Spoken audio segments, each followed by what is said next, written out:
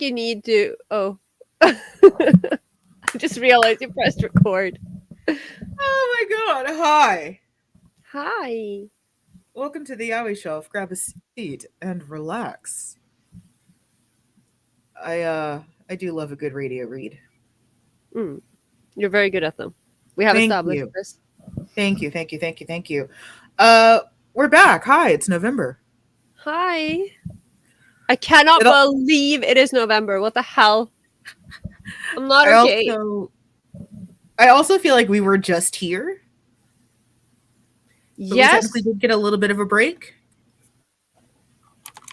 but I mean, like, for some reason, it feels to me like it's been a million years. I don't know. I guess I've been busy.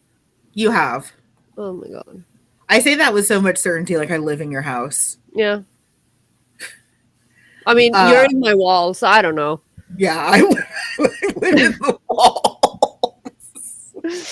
Oh my Oh god. my The goodness Fujin who gracious. lives in your wall. This, like, if you are a character in, I mean, basically anything, if you're a male character in anything, there might be a Fujin living in your walls. It could be me. I remember reading Metamorphosis by Franz Kafka Oh my. with my friend for my literature podcast. And what I love the most about Metamorphosis is how many modern people respond to the idea of being turned into a giant bug and not being able to work and produce in society, see that as freeing and liberating and something to aspire to. See, I've never read Metamorphosis. However, I did write my BA thesis on nature and nurture in Jack London, in which I was discussing, one of the texts I was discussing was the one where a man is basically continuously compared to a bug, like a caterpillar, as he is just crawling along on like the frozen tundra as he becomes less and less human because he's basically dying. And also I've seen the Rampo Noir film, the Japanese one. So in my head, no, that doesn't sound relaxing or calming at all. It is just existential horror. But go on. If that is the opposite of what I was talking about pre-recording, about how I just wanted to go into a coma and sleep. Well, you can't go into a coma because what are we talking about this month? We're talking about fan service and queer baiting, and you know what they are, and the relation between them, and the relation that is not between them, and all of the other things. And free. We're gonna talk about free. We're gonna have to talk about so much free, guys. I know we did a sports anime episode. Uh, get ready to rehash a lot of those feelings. Yeah. And I think Which it's a good actually, companion piece to this one, Mm-hmm. actually. Mm-hmm. Because, yeah. Well, For yeah, further reading. yeah, for we talked about this last episode where like I am very, very conscious of when my accent slips out. That was like Well, I mean, I'm still stuck on cicada. However, I want you to know, I was going to tell you this and I forgot, but I was listening to something, and this was like, this was an American, and they pronounce it as chicada. that person's wrong. It's like, I wish Amanda was here to hear this. That was somehow worse. Yeah, than that what is you that. did. And I think that was in an audiobook, so I feel like this person should have. There's no H. It was like chicada, and I didn't. I think it's like it. I heard it as not an H, but you know, the like a Spanish or Italian C, and just like which has the H sound but no H in the word. I don't know. This is what I love about having European friends is that they will never admit an American is right. They will go around in a circle. No, I know you're right. Like I said, I know. No, but they'll go around. But I was just like, why did you pronounce it like it was some Italian word? Like an Italian sports car. Yeah, like I don't understand. Good Lord. But yeah, that's a really, really, the sports anime episode's going to be a great companion piece, also our previous episode on queer baiting, because right off the bat, wait a second, didn't you two old birds already do this? I mean, yes. Yeah. We talk about it all the time. Like, what do you expect from us? Like, what do you think this podcast is? Well, and I think what's interesting about listening to that older episode is the grace we give some of this stuff. And I know, at least for me, where I am, I probably have a little bit less charitable grace than you might have for this.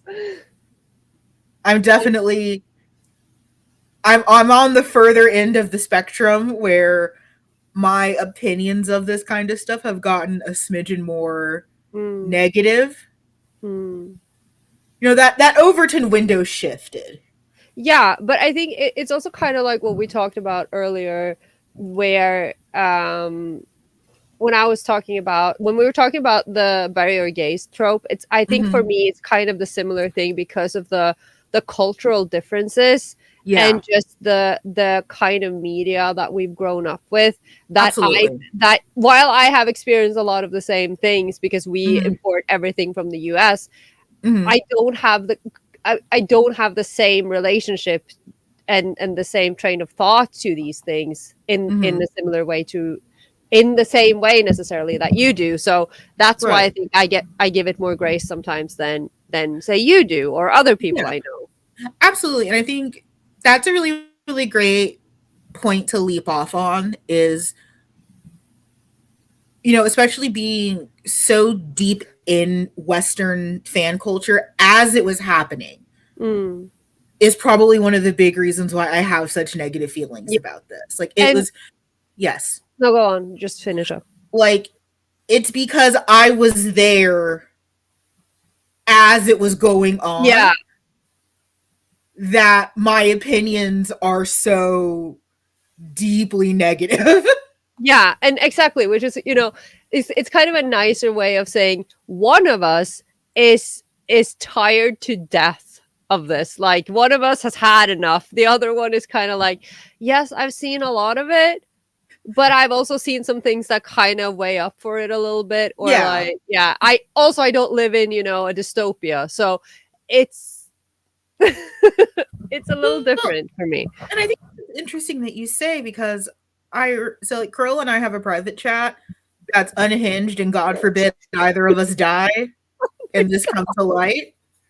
Also, can I just say, without saying what our private chat is about, that I love that this weekend I have been notified of every single message that you have sent me that is regarding unhinged things. But when I open the chat today and I see your question about Patreon, I'm like, oh, well, that wasn't necessary for me to know. Like, no one told me that message existed. But when you write something that is so off the chart, Discord is like, hello, you need to see it. It knows. Like, God forbid we try to schedule something. My notifications are like in outer space. But yeah, in the middle of the night. That, you know, we are also in very, very different economic, social times. And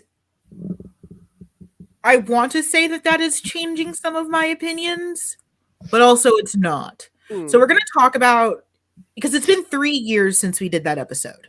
Wow. I know.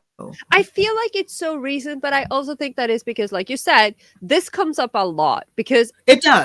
I don't know if you've noticed, dear listener, but a lot of these topics that we discuss, they tend to overlap. They do. The same discussions tend to be rehashed because this is unfortunately the discourse hell that we exist in as fans of BL and media. I'm so happy. Well, and it's interesting because they rehash, and what I find is that none of the discussions are ever the same.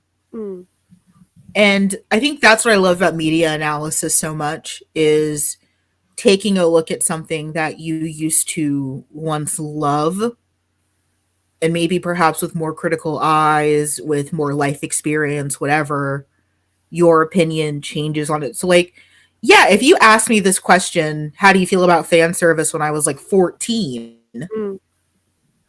First of all, I'm scared. This is like a biblically accurate angel moment where it's like, time travel! And then, you Okay. know, I love that question. It's like, if you could go back in time and ask your younger self, like, I am not talking to a mentally ill teenager who writes Yeah. porn in their basement. I'm not doing that. Also, can you imagine? Imagine you go back in time, you meet a younger version of yourself, and then they Yes. ask you, "What's the future like?" And you have to break the news to them. What an absolute hellscape we are living in, and just like crush them. No, sorry, I'm not doing that. What's the future like? You're gonna miss George W. Bush. Oh my god, this is so true. No, I literally said this to someone the other day. I was like, I didn't say I missed Bush, but I did say, can you imagine? Can you believe we live in a time in which you're looking at something, like you're opening whatever news page and you turn to your girlfriend and you're like, Bush wasn't so bad. Like, what Like, the hell is happening? I'm trying to imagine going back and telling myself I'm wearing a black hoodie because of Eminem's Mosh video. This is not a joke. That's why I started wearing black hoodies. Um, and has like American Idiot by Green Day like blaring in the background. It's like, hey, you're gonna be really nostalgic for the Bush years one day. No, and it's just there's just something about I hate this for us that we'll sit in the car. Dora has this playlist that is like her emo teen face playlist, and I hate most of the music on it except Green Day because I am a big fan of the American Idiot album, and every time American Idiot comes on, I'm like, I cannot believe that this song is somehow even more relevant. I hate this for us. I hate this timeline. Let's put a pin in that so I can tell you about my very, very long American Idiot album-based fan fiction that I wrote when I was younger. Oh my god, yes. Let's do a special on the whole music thing. I know you love it so much. It's your favorite thing. If you're a listener only, you are not seeing Amanda dying in real time. I won't go back. I don't know. I thought it was charming. I feel like that clip is gonna make the rounds of it of just me like having all of the war flashbacks at once. No, I will not go back there. I am not going back to My Chemical Romance fanfic on Quizilla. You can't make me go back. But if you went back in time and asked me at 14, how do I feel about like over the top fan service or fan service in general? I'd say I love it. It's amazing.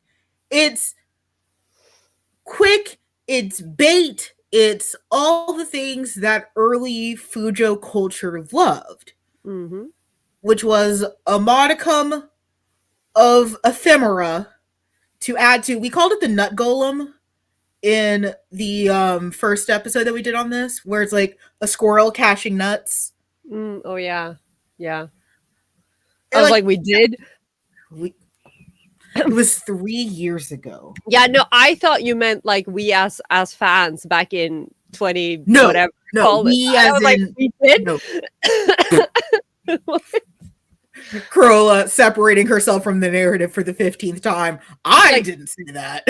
I didn't go there. I don't.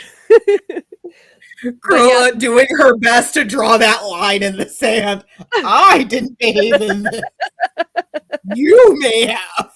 You done that while writing your My Chemical Romance fanfic, but I never wrote My Chemical Romance fanfiction. No. Now I read some, but I never wrote any. Now, whose turn is it to write lines in the sand? Like, I, however, we need to have an episode that is just like ways in which, yes, we are terrible, but we're better than those people. I didn't write Tokyo Hotel incest fanfiction.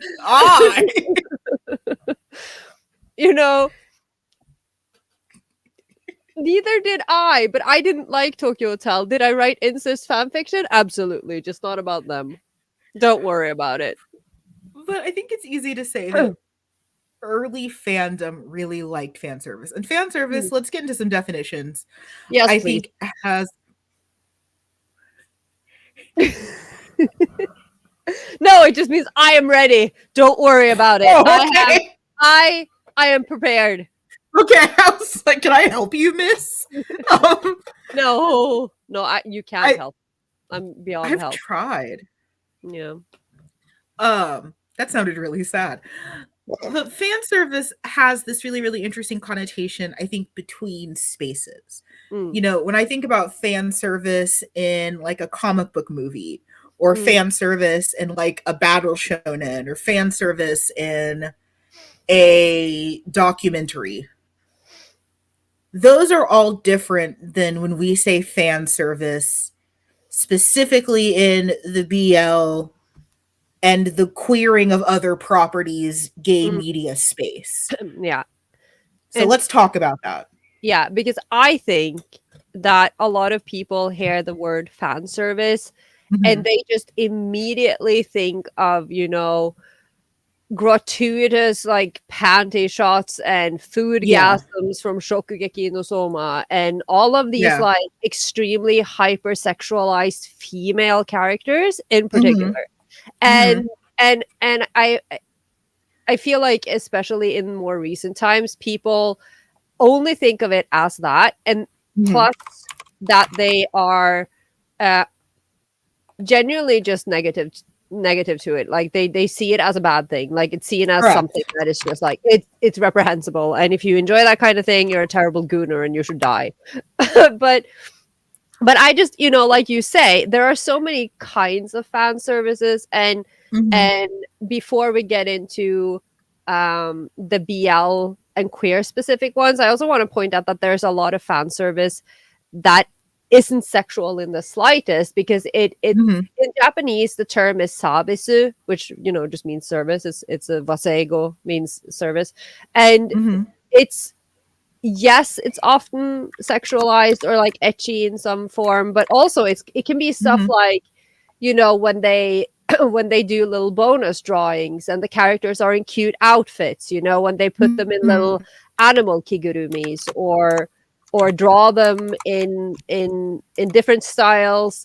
It can be something cute, like the school festival, the Bunkasai episode is typically fan servicey because you get to dress up the characters and they get to like do lots of wild Mhm. things that they wouldn't do in a regular episode. There are all of these like little things that you can do within, a manga um or an anime or anything that is Mhm. considered, or just something like making references to other things that the fans have in common. It's like that in-group language. Yes. I think it's so much fun when I'm watching Mhm. something and they reference something else that I love. I'm Mhm. like, I see what you did there. Like Yeah, that is exactly. a form of fan service. I think that's so interesting because to me, that is how I used to understand fan service, is that Yeah. it was something that was done, you know, we might call it more like Easter egging Yeah, now, where it's like, exactly. oh, it's this hidden little thing. But one of my favorite versions of that is in the Zack Snyder Owl movie, The Guardians of Ga'Hoole. Of course it's an owl movie. There's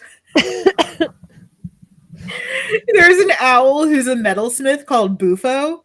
Okay. Now, at face value, that doesn't mean anything, right?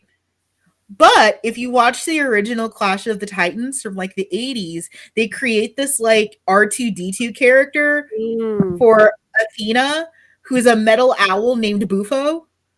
And he Uh-huh. does like wacky robot hijinks in this like very serious movie. So when Zack Snyder references it, there's this metal smithing owl named Bufo. It's benign if no one gets it. Like your enjoyment is not ruined Right? by taking that at face value. But if you also watch that original Clash of the Titans, like, that's my boy! That's my Right? son! That's Like, my weird metal owl! and it's like it's one of the best things, which is, again, dare I talk about my own writing life, but I enjoy these things so much when I'm Mhm. like reading something.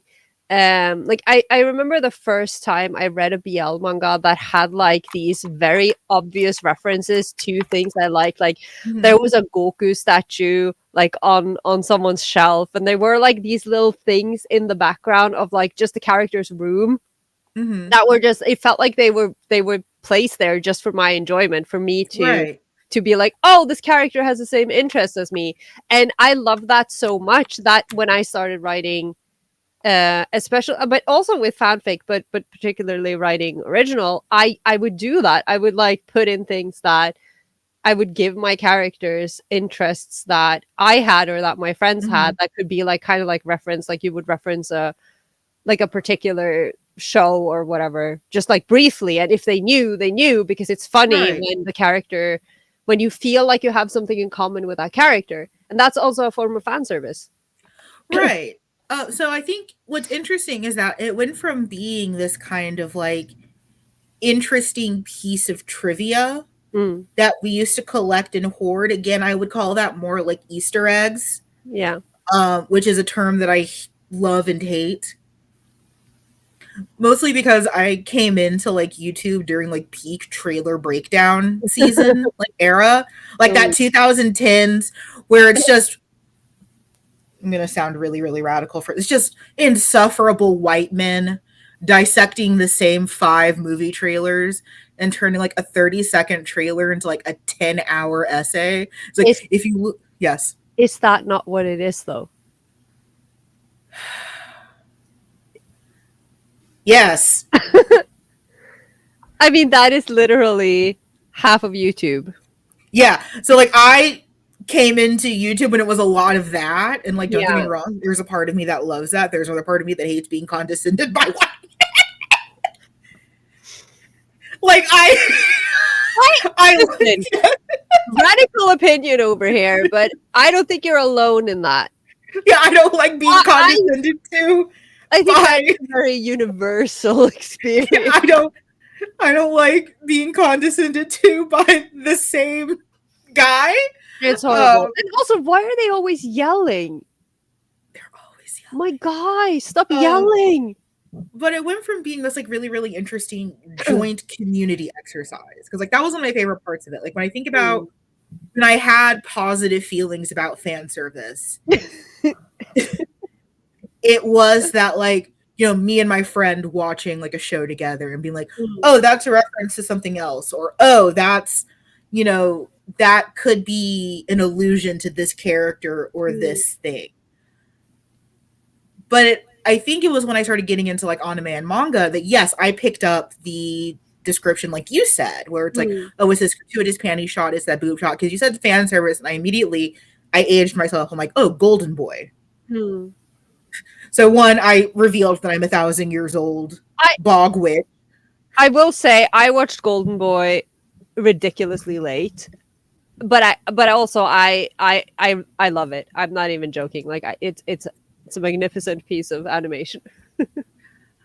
I watched it when I was too young, and Mhm. I had like puritanical feelings about it because, of course, I was one of the Fujo intelligentsia. It's like we are like the ancient Romans, where our gay smut is performing a higher level of Which consciousness. is interesting, and we're going to get into that. But in preparation for this, of course, I did some reading. It's actually surprisingly hard Yes. I mean, I could have, my first choice probably should have been my own bookshelf where I keep my academic BL works, but I wanted Hmm. to like get a broader scope of fan service in and of itself. Hmm. So what I was able to procure that also kind of like delved into our form of fan service was, Hmm. there wasn't really a lot of it, and two of them were like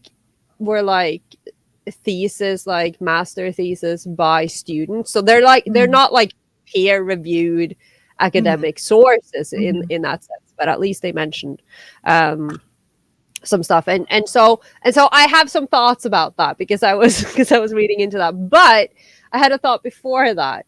And now it's gone because I had to talk about the academic texts for 15,000 years. But because you said something about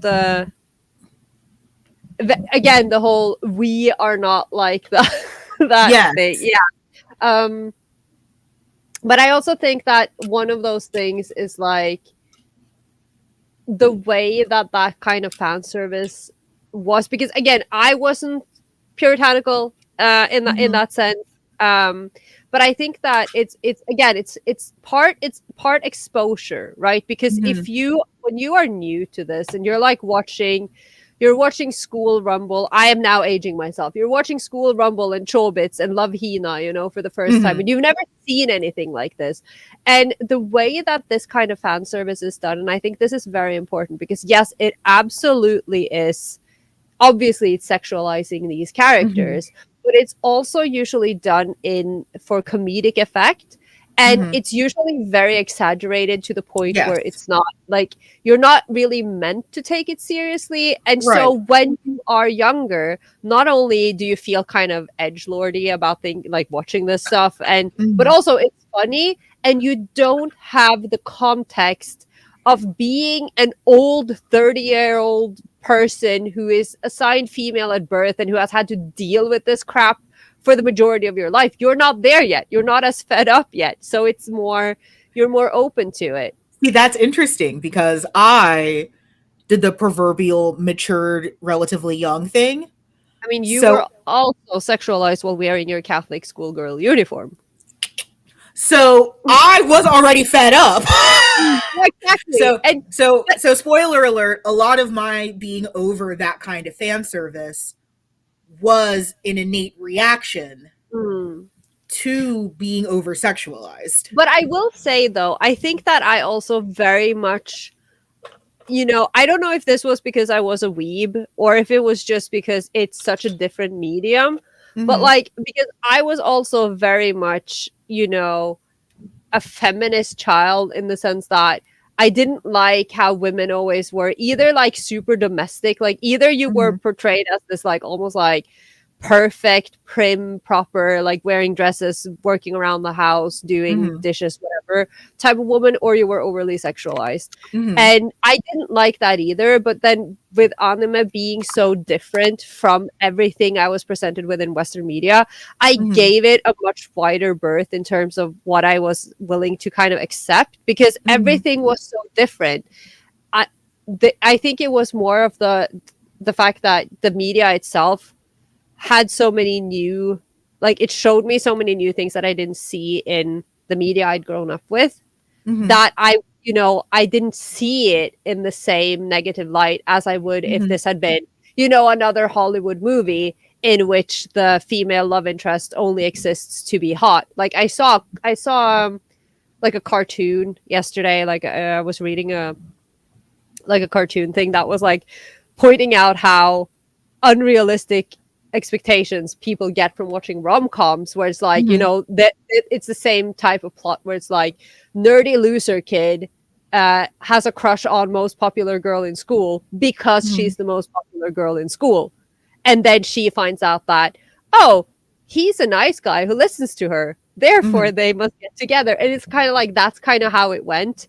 Whereas the anime narratives would be like, I mean, she is a robot computer thing. It's not the same as the prettiest girl in school finding the loser to be a good listener. Like, it has all of these other things.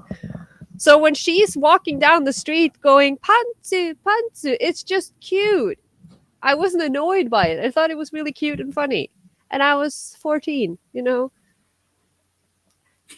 my defense, I still find a lot of fan service really funny. I don't dislike it. We're gonna get into that. I think I think we set all this up. It's been 30 minutes. We haven't talked about any gay shit. I We'll get there. We'll get there. Is to say that I think, especially for us Fujin, because what we were doing felt so antithetical to what we understood as fan service, we struggled with that word and it became easily misused. because when most Fujin are talking about fan service, we really mean queer bait. Mm. When you talk about a BL space and you say something was fan servicey, typically you don't mean like a gratuitous ass shot, and that exists. Yeah, that fucking sigh you You know just what? gave, I that wish. that dreamy ass fucking No, sigh. okay. You were No, but go on you because disgust I just me. no, I just remembered something.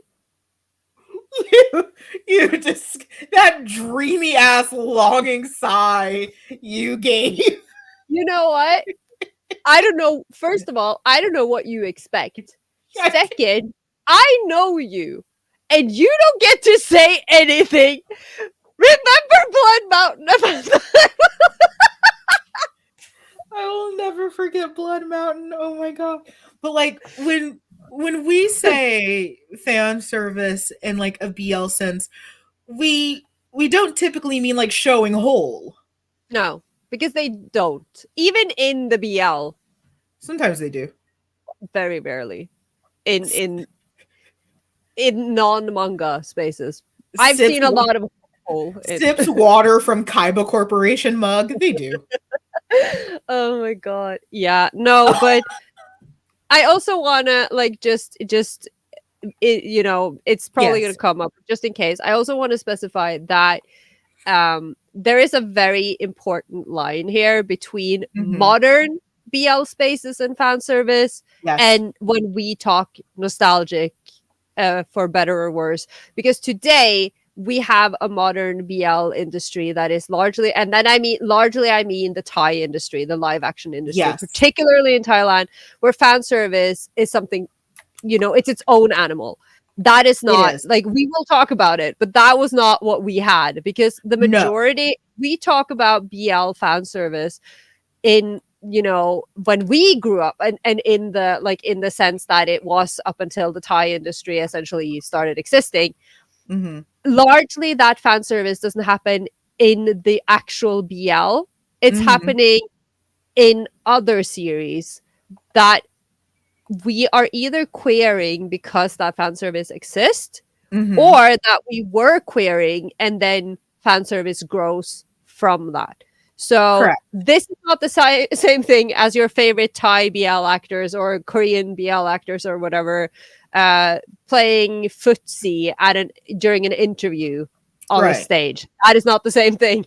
We are talking Right. about, like, searching for crumbs in a world where we got one ova every Yeah. 6 years, and it was usually Yeah. non-con and censored.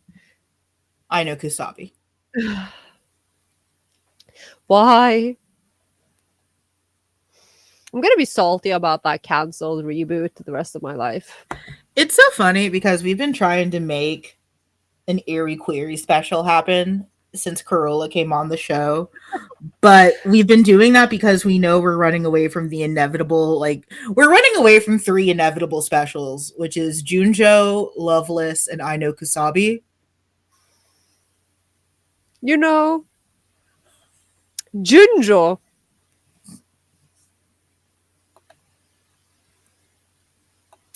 I'm not even gonna be apologetic about the person I'm about to become if we're gonna talk about Junjo. I am going. I will be the Amanda of that episode. I'm not gonna be nice. Not the Amanda of the episode. How dare! You have to be someone else because I'm gonna be the hater in that episode. Please don't I make me. No, okay. But I think again in that need to separate ourselves from fandom wider, because again, think about when we were coming up. It's the early 2000s. A lot of us are female presenting but are probably going through some gender stuff, or are female.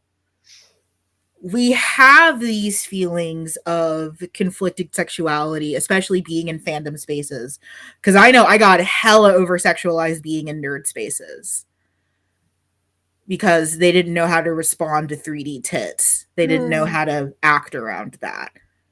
So you're already having some conflicting gender feelings. You're already kind of over the over sexualization of females in anime. You might not have a language for it, but that ends up being what you're feeling. Yeah, I think that's very important. Again, because Yeah. we didn't have that language that the We didn't. Discord Yeah. have now. That we is we were feeling it. I can promise you we felt it, but we did not have a language for it. So it ended up coming off a lot as misogyny.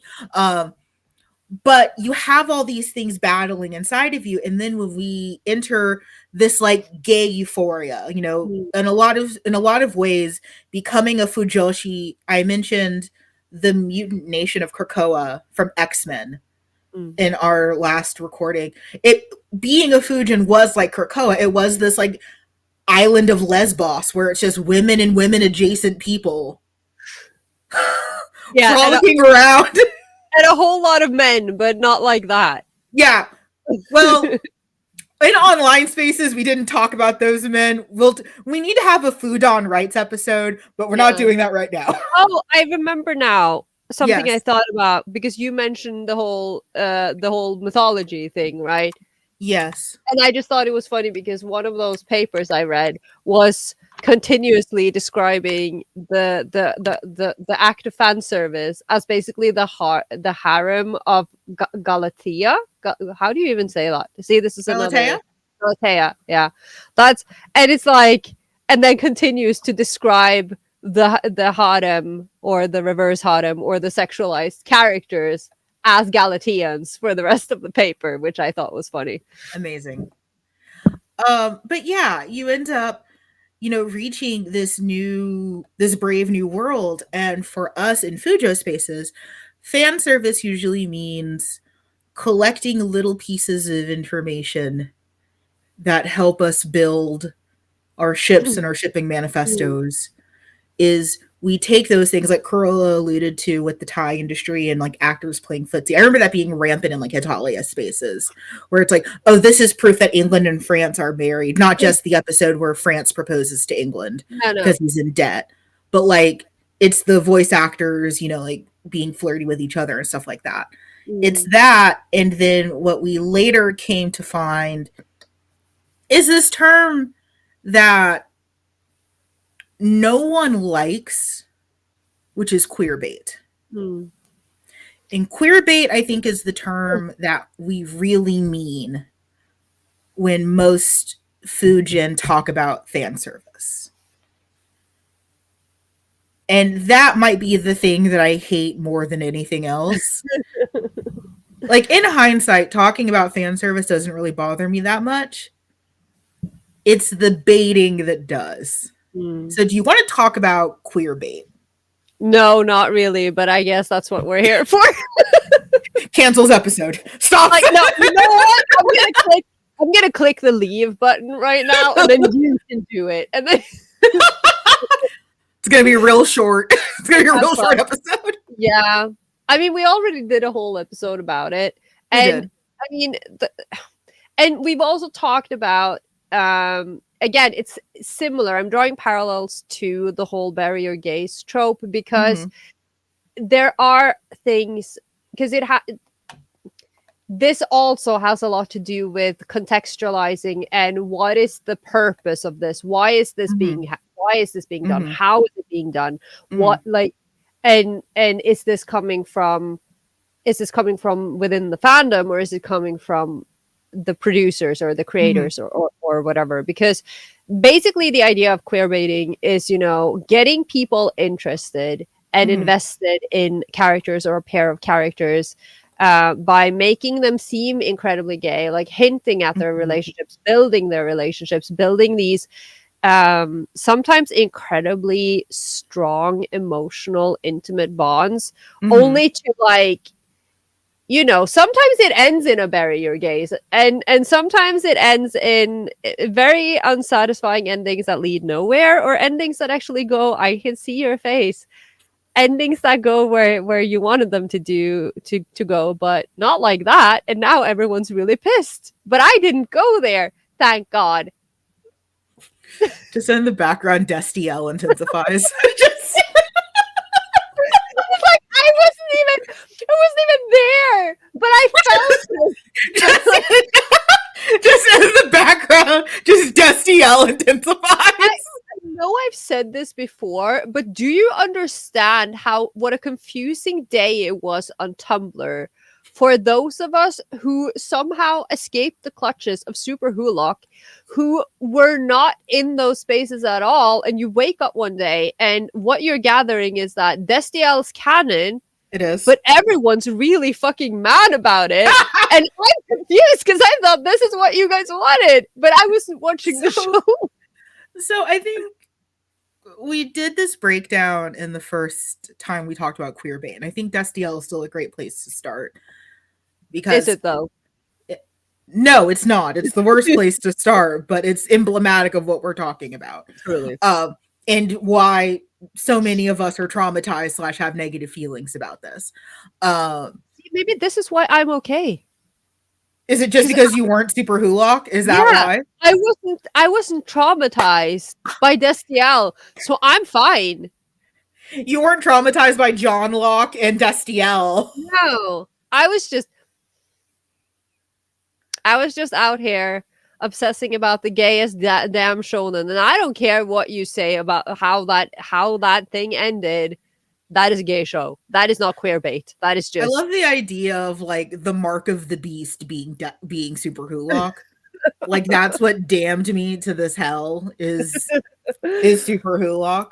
But Destiel is a great place to start because I think it's emblematic of so much of why when you get online and you talk to a subsect of fans, the word queerbait elicits virulent hatred. And Destiel is the pairing of Dean Winchester and Castiel, the angel in Supernatural, where, you know, for the first few seasons of Supernatural, it's just Scooby-Doo. It's Sam and Dean as brothers hunting entities. It's literally Scooby-Doo. For like the first few seasons, it's just monster of the week. We're going to go hunt this demon in Arizona and this Wendigo in Niagara Falls and whatever. Then the writers finally said, hey, it's been like a couple seasons. We probably need like an overarching plot. So they start, like the writer's room came together and was like, do you though? Huh? But do you though? Like what's wrong with Monster of the Week? You kind of do need an overarching plot because by then they were making references to like bigger biblical mythological entities. Like you can't start talking about like antichrists and stuff like that out of a context. You need to build a context. So like, hey, we need to build some context.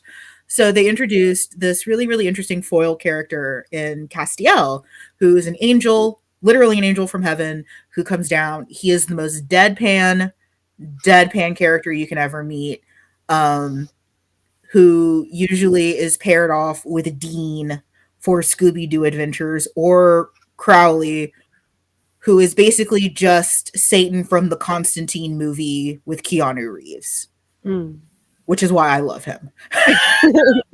I mean, fair. He's basically just the Satan from the Keanu Reeves Constantine movie, which is why he's my favorite character. So you spend a lot of time with Dean and Cass. Cass ends up building a lot of his human personality around Dean. They're sharing more and more moments of, I'm going to use platonic intimacy because this is also the part of the series where Sam is a Disney princess. And like, sometimes he's just in hell. Sometimes he's gone. Sometimes he's off doing his own thing. So your core cast is Dean and Cass. We do this for 15 years. The fandom builds, the fandom builds, the fandom builds. All the while, the creators are content to still give us these little pieces where Cass is still Dean's primary voice of reason, his primary comfort, his primary support, even more so than his brother in places. For it to end in the series finale penultimate episode, where after 15 to 17 real years of pining, Cass finally admits to Dean that the feelings he has for him are romantic and thus against God's will. And Cass is damned for that. He is not just exterminated as an angel. He ends up going to like this mega hell where he's like double dead and there's no chance of him coming back or being redeemed. And then you'd think, okay, we've had 15 to 17 years of these characters really, really caring about each other, that surely Dean will react in some kind of way. We'll get like a Darth Vader no or something. The next cut is literally Dean just doing like a little bit of a shocked face and then moving the fuck on.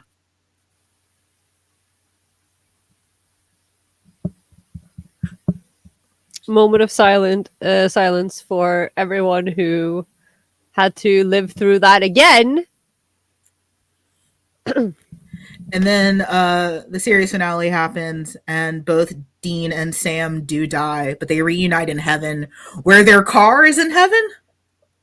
Their car is also in heaven. So I'm guessing the car had a soul and then was murdered, I'm assuming, to get into heaven. But the car went to heaven. Cass, because he had gay feelings, had to go to super hell. But the car can go to heaven, plays Carry On My Wayward Son into the sunset. You know, I'm so glad I was not there. But when we talk about queer bait, this is typically the setup that we mean, is that it's implied in these little moments, or sometimes in overt big moments, that these characters could be something more. Yeah. And if you're young, gay, and questioning like we were, that was really, really tantalizing. We're always searching for representation. I too could be the lonely theater nerd who finally confesses to the jock and, you know, the star quarterback, and it's Friday Night Lights, and he understands the beauty of my soul because we both read, I don't know, some kind of fucking one act play together. I don't know. We both read The Lady of Larkspur Lotion and connected over Tennessee Williams. I don't fucking know. See, tangent, or I mean, it's very much on brand for the podcast, but tangent in the whole queerbait scene. I think this is why literal BL is so important, because for those of us, and I think that this is such an important thing, for those of us who were lucky enough to be nerds like this, you know, who discovered manga and then fell into the world of BL, we had so many. I mean, they weren't always good, and we've talked about this. We've talked about what kind of manga they decided to license and localize in English. But luckily, there were fan translations. There were forums, like there were doujins. We were given a world where we could see that these queer stories did exist without it necessarily ending in death and or queerbait. Whereas I still see, and I think this is so fucking fascinating, because again, people don't know about the world of BL even now that you have like mainstream streaming platforms that have BL shows and like Thai BL or whatever. It's literally right there in your face. And then every so often there's like a list that comes out from somewhere and it's like, here are the top 10 queer shows. And it's like, it's just a bunch of things that were canceled after one season, and then like stuff from the early 2000s, and they have no idea about all of these great queer shows coming out of Asia, which again, xenophobia, but we were shown a different reality compared to our brethren who only consumed Western media and didn't get to see a queer person until Brokeback Mountain came out. And you know, that movie ended great for everyone. I don't know what you're talking about. So you know, I think BL is very important in that sense, as like a side note, because we didn't have, like, if you didn't have that, then you only had these terrible examples representations of representation. Yeah, and I mean, in Devil's Advocate, some of the representations we got in BL were also terrible. Yeah, oh, absolutely. I don't know what you're talking about. Personally, I think that the guy from Finder is great, actually, and I think that every single member of the Usami family in Junjo are just stand-up citizens. I think they're all great, fantastic, amazing. And that guy from Okame Kanai, just Yeah, I morally co-sign everything that happened in The Tyrant Falls in Love. I don't, Um, yeah. uh, Which no, I but have so many feelings. this is just us spiraling for an hour. This, yeah, but that's what happens. We should go to But therapy we should, we should. again. BL therapy. But queer baiting became this thing of the idea, particularly of teasing audiences Mm, with a hint of representation, because it yeah, isn't so much the queerness that we're attracted to, it's the representation. yeah, Because Supernatural had queer pairings before Destiel. It had Wincest, but no one was looking to Wincest for queer representation. We were and looking at it through for lust.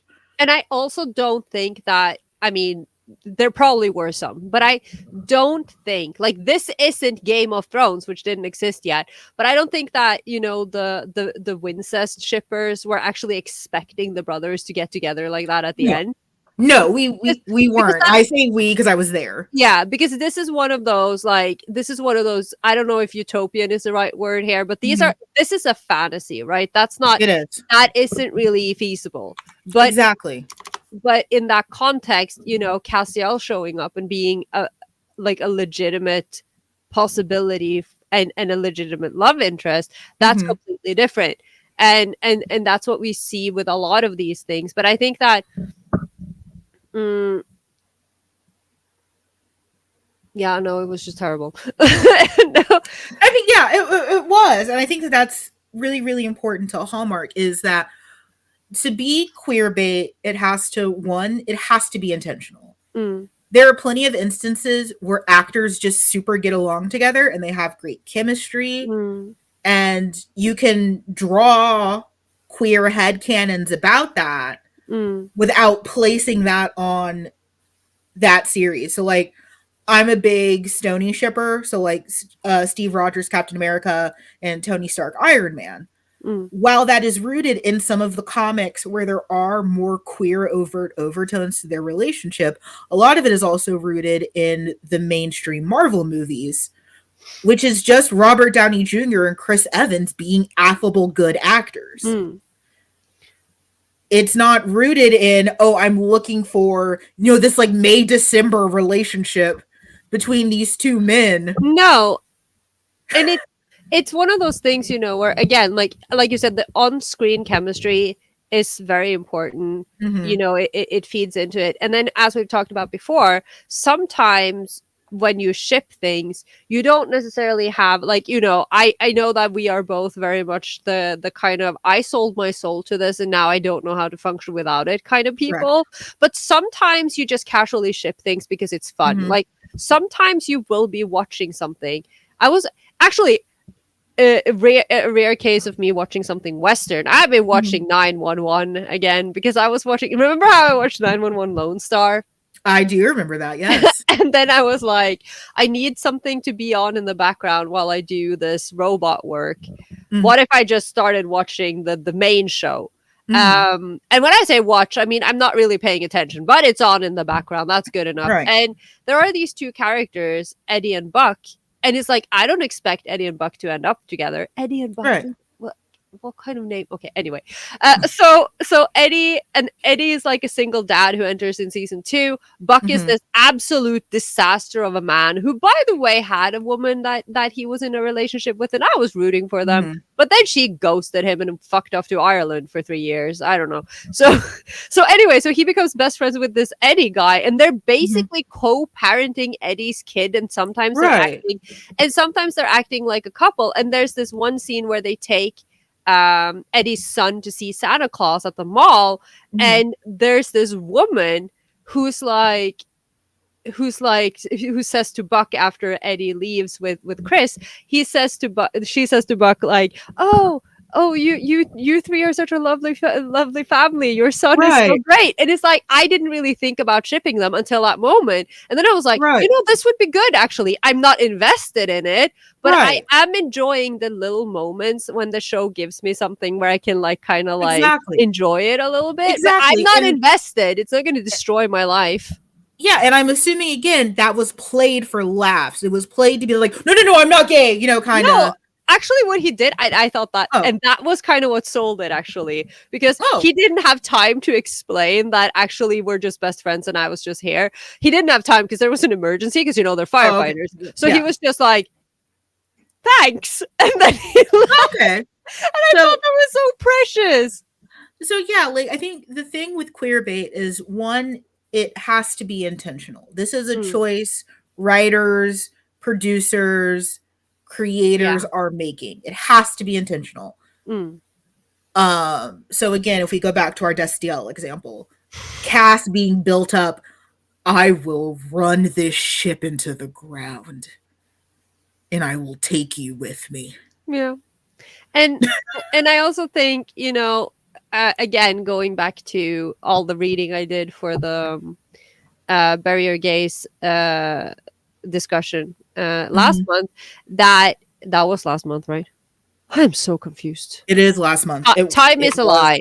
Yeah. Yeah, but yeah, that with the rise of social media and Mhm. the constant push and pull between the creators and the fans, Mhm. and Mhm. the creators having such, first of all, the creators having having this opportunity to just literally look straight into what is it the audience wants and Right. then draw from that, but also the Exactly. audience having the opportunity to communicate with the producers and with the showrunners, which very Right. often leads to, for instance, such as they used an example of that 100 series where the Mhm. showrunners would use their official Twitter account to essentially bait their audience by posting Mhm. hints. Like the queer baiting didn't just exist within the show itself. They Mhm. were having discussions. They were playing it up outside of the show and building expectations Right. as they were talking to the audience because Right. they wanted to entice them. And I guess Exactly. it, to a certain extent, it's like they want to, they want to build a rapport, they want to have Mhm. like fun banter, but you have to Mhm. understand that the kind of fans that you're interacting with, these aren't the casual fans who are just here for the oh ha ha. No. They will take this and run with it. And if you Right. say like, oh, someone asks the showrunner, oh, will they get married, and then they go like, oh, who knows, wink wink, well, Mhm. that's that then. Right. We're gonna run So, with that. yeah. So I think again, if we have to break down the tenets, it's intentionality, Mm. and I think it's intentionality, it's ignorance. So it's exactly as it's hearing that fan outcry Mm. and then either ignoring it or doing something despite it. I remember Game of Yeah. Thrones having that issue a lot where like the writers would be like in like on Reddit and shit and would make choices just directly to spite what Redditors were saying. And it's like fuck you, or like what Stephen Moffat does every single day of his breathing existence is listen to what fans are saying and then do the exact opposite. Mm. Mm. And then it has to be the last big one is for commercial viability. Mm. So queer baiting is done to achieve that lucrative Fujin economy. Mhm. You keep queer baiting because if you keep milking those Fujoshi, they'll spend money. They will make merch. They will do these things that imbue your brand. So Yeah. like I talked about this with The Long Walk, Mm. where I probably would never have read or watched The Long Walk if it wasn't for like yaoified edits of characters from The Long Walk, Mm. which is insane to think about a Stephen King novel. Yep. But I wouldn't have engaged in that if Mm. it wasn't for modern fans looking at it with these queer Fujo Yeah. goggles and seeing that. And like, and not only that, but just going back to the most basic of basics. Mm-hmm. What do these showrunners slash writers want? They Mm-hmm. want your money. How do they Yes. get those? Ratings. The Yes. more demographics that watch your show, buy your stuff, the Mm-hmm. more money you make. And Correct. since we are living in a dystopian hell world of social media, Mm-hmm. engagement is important. So It is. if you then take the queer bait out into the wild spaces of the internet, you Mm-hmm. get another group of fans that will interact and engage with your posts and push it to Mm-hmm. more people, which then Mm-hmm. so queer bait is very much good for the people who make the shows or Right. whatever, and Right. not so good for the community that is being hurt by it. But Right. it's also important, and we've said this before, we talked a lot about this in the main, like last time we talked about queer baiting, Mm-hmm. that it's important to remember real people do not queer bait. Like an No. actor is not queer baiting, like their sexual identity, whoever they are, they fall in love with. None of your business. Yeah. And if a bisexual is dating someone of the gender that is not the same gender they are still bisexual. Stop being an asshole about Yeah. it. No, not you. Clearly. Every other bisexual in this world, but not you. I'm crying. I have been so mean to you all day. I'm just I don't mean it, but Oh my God. Like every it's like that one part of it's like it's one of my favorite parts of Kill Bill. It's right at the end where the bride is fighting the crazy 88 and she already cuts off Sophie's arm and like everyone's crawling away and like trying to escape and Sophie's like dragging like her bloody stump trying to get yeah. out of the bar and the bride's like, "Not you, Sophie. Yes. You stay right there." Oh my god. Yeah. Oh, but and I also think it's important to say that at which process that intentionality comes in Mm, can radically adjust how we feel about that queer baiting. yeah. Because if it is something like the show we're inevitably going to talk about, which is Free, Oh, my heart. I think the fact that they ran with it from jump Mm, is what ingratiated us a lot more into it than I'm trying to think of another like really, really good model example of like something that really towed that BL line. And then Torev, Tokyo Revengers did that a little yeah, bit. yeah, yeah. Where I know it's not BL at all, but technically neither is Free, where it saw the fan reaction Mm. and then was like, "Oh, we can Yeah, make money off of these gays." I think, I mean, and we will get to Free because there's a lot there, and I think, but I also think Free is I'm not necessarily on board with the queer baiting, but I am definitely, Free is a perfect example for the fan service aspect, but it Mhm. also stands in like a very, like, it stands almost in a box of its own because the existence of Free is, it's just such a, it's just its own thing. But I do also want to say before we get that far that another thing which I did mention briefly is the whole thing that sometimes we as fans queer bait ourselves. And this is We do. something we've talked about that we see a lot with particularly younger fans, where there will Mhm. be this outrage when, you know, like with a shonen, for instance. Naruto does not Mhm. count because do not talk to me. We did a whole episode on this and I can do a Mhm. whole season. I can do 2 seasons. It's fine. But it's like with a lot of these shows, like you have what, you know, would typically in the West be called a bromance. You have that. Yeah. Again, we've talked about this. These Mhm. homosocial, extremely emotional, Mhm. intimate relationship between male characters because one, Mhm. misogyny, which makes the female characters relatively useless, Uninteresting. Yeah. uninteresting, flat, and also the fact that a lot of the times there aren't even any female characters, Mhm.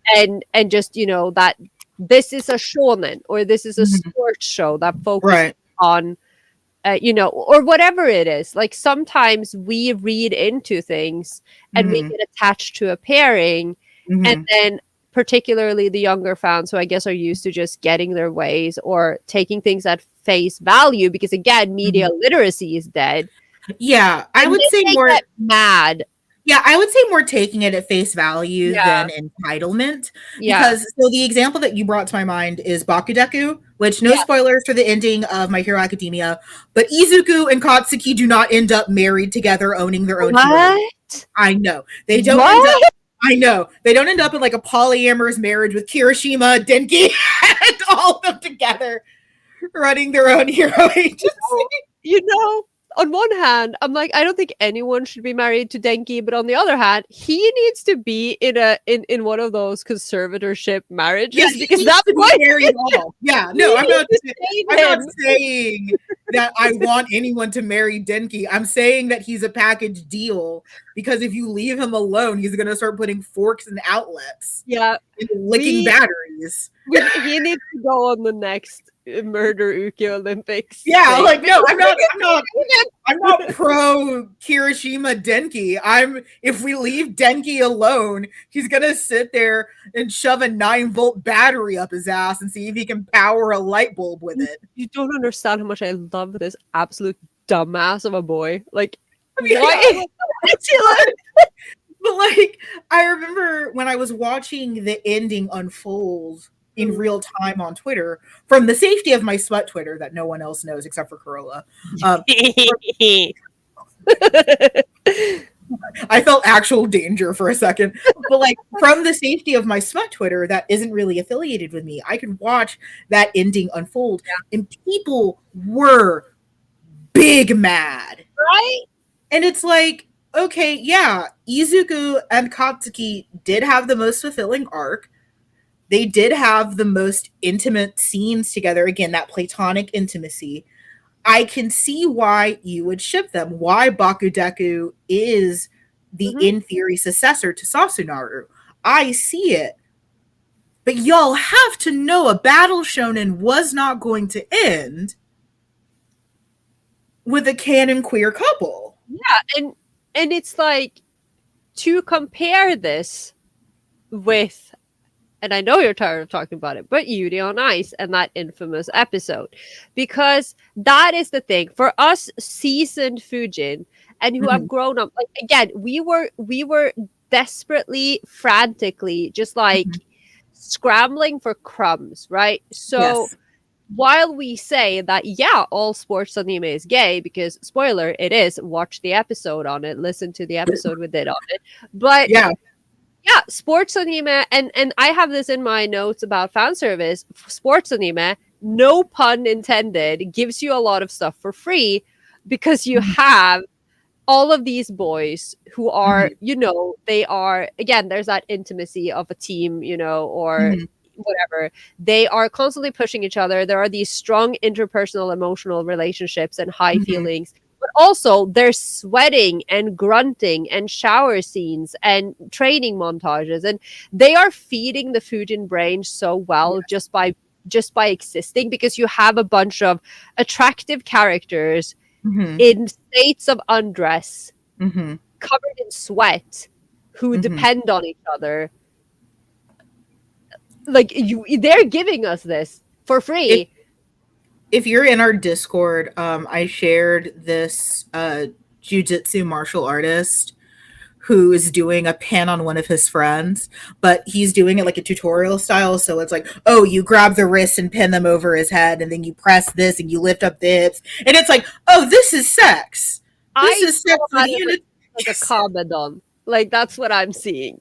Right. So it's like, yeah, in a lot of ways, sports anime are set up with that internal fan service in it. And like, is the guy in the video playing it up because he knows, like he's doing the queer baiting, but that intentionality isn't necessarily as negative as it is for some other works. Like this guy could just be having fun with his friend, and it's funny. Yeah, it's like, again, like, which I do believe I did talk about, at least during the live when we did the sports anime special, Mhm. that those two Japanese volleyball players Right. who made a habit of kissing on the court, Mhm. they were on rival teams and they would do this thing where it seemed like they were going to fight and then they would kiss each other. And Love this, that. and like they obviously, like they have hordes of fangirls and everyone's still Right. shipping them. No one knows what they're doing now, but the Mhm. videos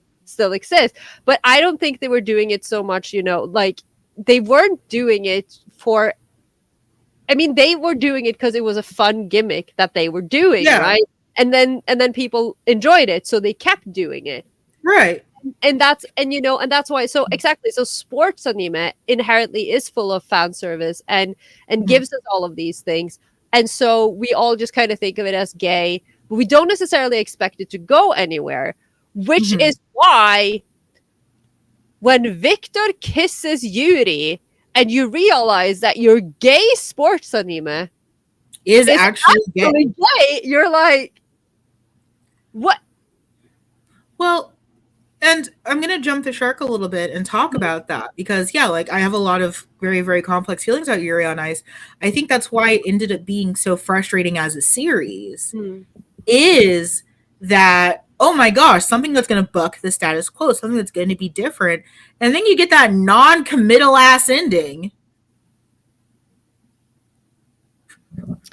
Again, I'm just going to say this.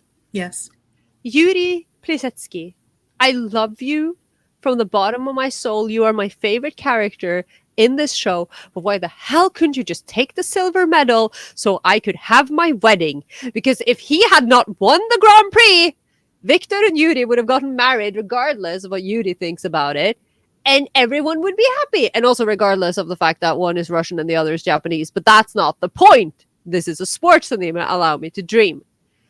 Right. Like, that's then what made that extra frustrating is because, oh, here's a show trying to say, I wasn't expecting a radical gay marriage message out of Free. No. I wasn't expecting that. I didn't want that out of Free. That's not why I was there. But I also think in regards to that, is it episode 7, the kiss? I can't remember. I feel like it's episode 7. I think it And is.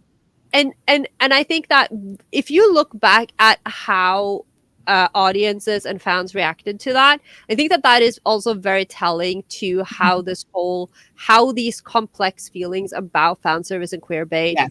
how deeply ingrained they are. Because because there was a big, I don't think that there's anyone listening to this show who don't know about the ginormous fallout in the fandom after that kiss, because you Mhm. had one half claiming that it wasn't a kiss and one half claiming that it was, and then a bunch of people being mad that they were taking the cowardly way and not actually showing it.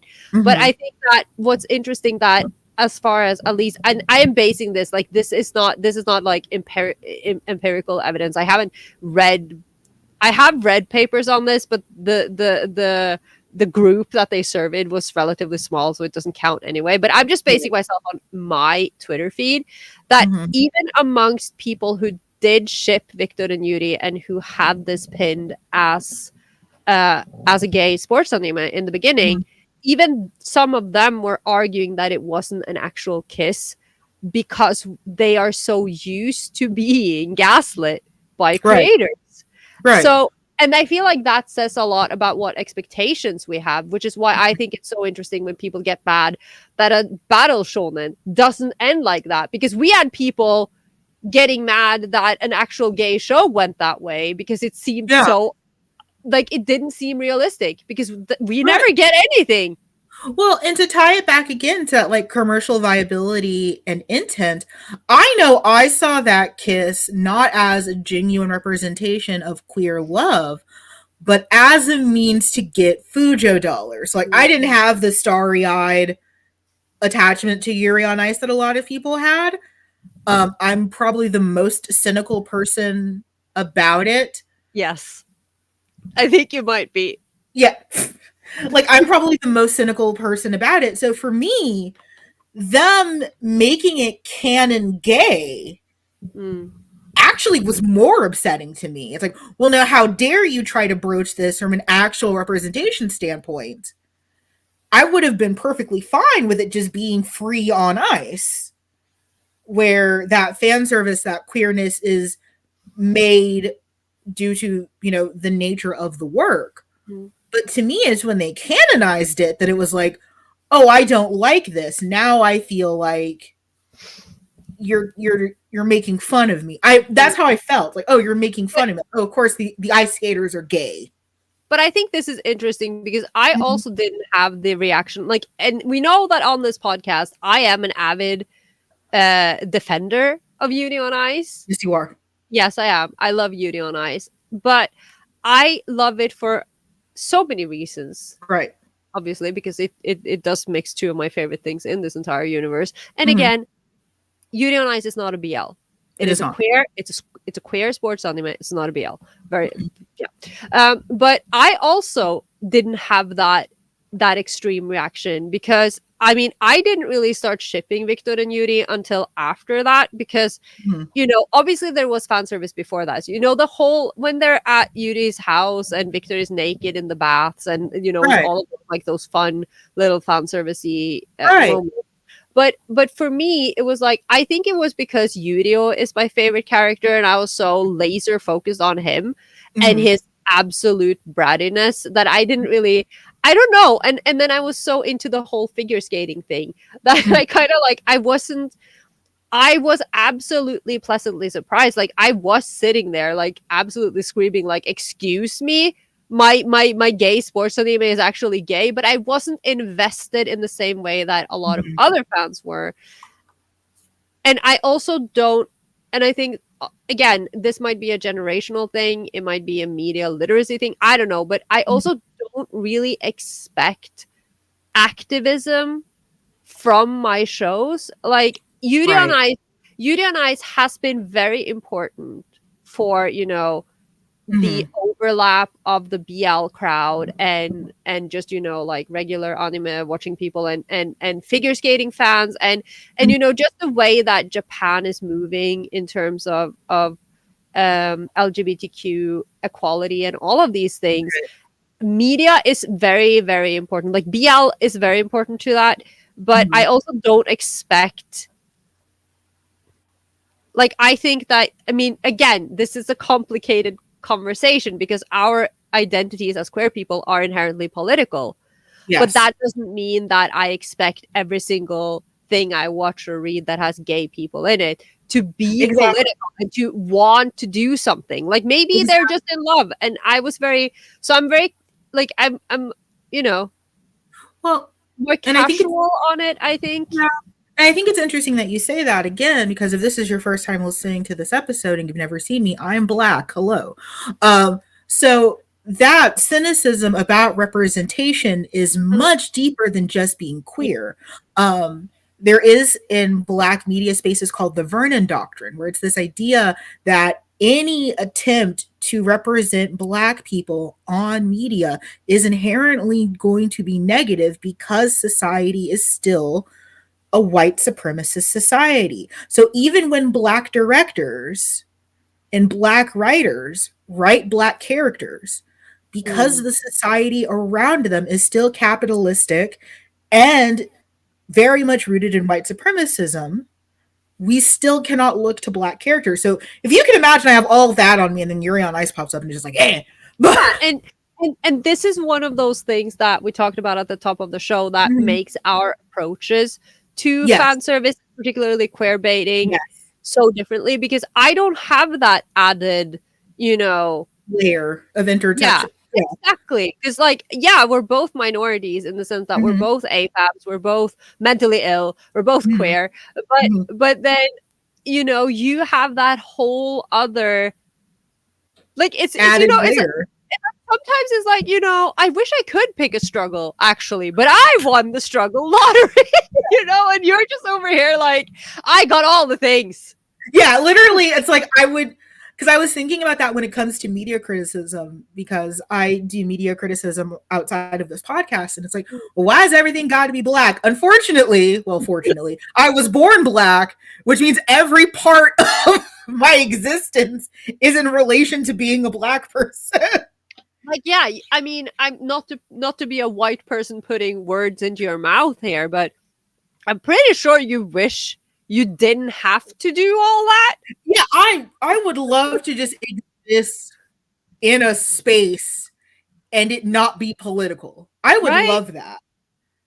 I can't, so I do it. But exactly, it's there. I love that we both were kind of casual on that, but again, that history is why we both approach that Yuri on Ice scene so differently. And I think to finally talk about, it's been an hour, 30 minutes almost, to finally talk about the thing that we said we were going to talk about all episode, which is Free. So interesting is that Free was, I think, the purest distillation of fan service at its best. It was, there's something for everyone. There's a body type for everyone. There is, it's like Oron, where there's, if you have a certain dire type that you like, there's someone for everyone.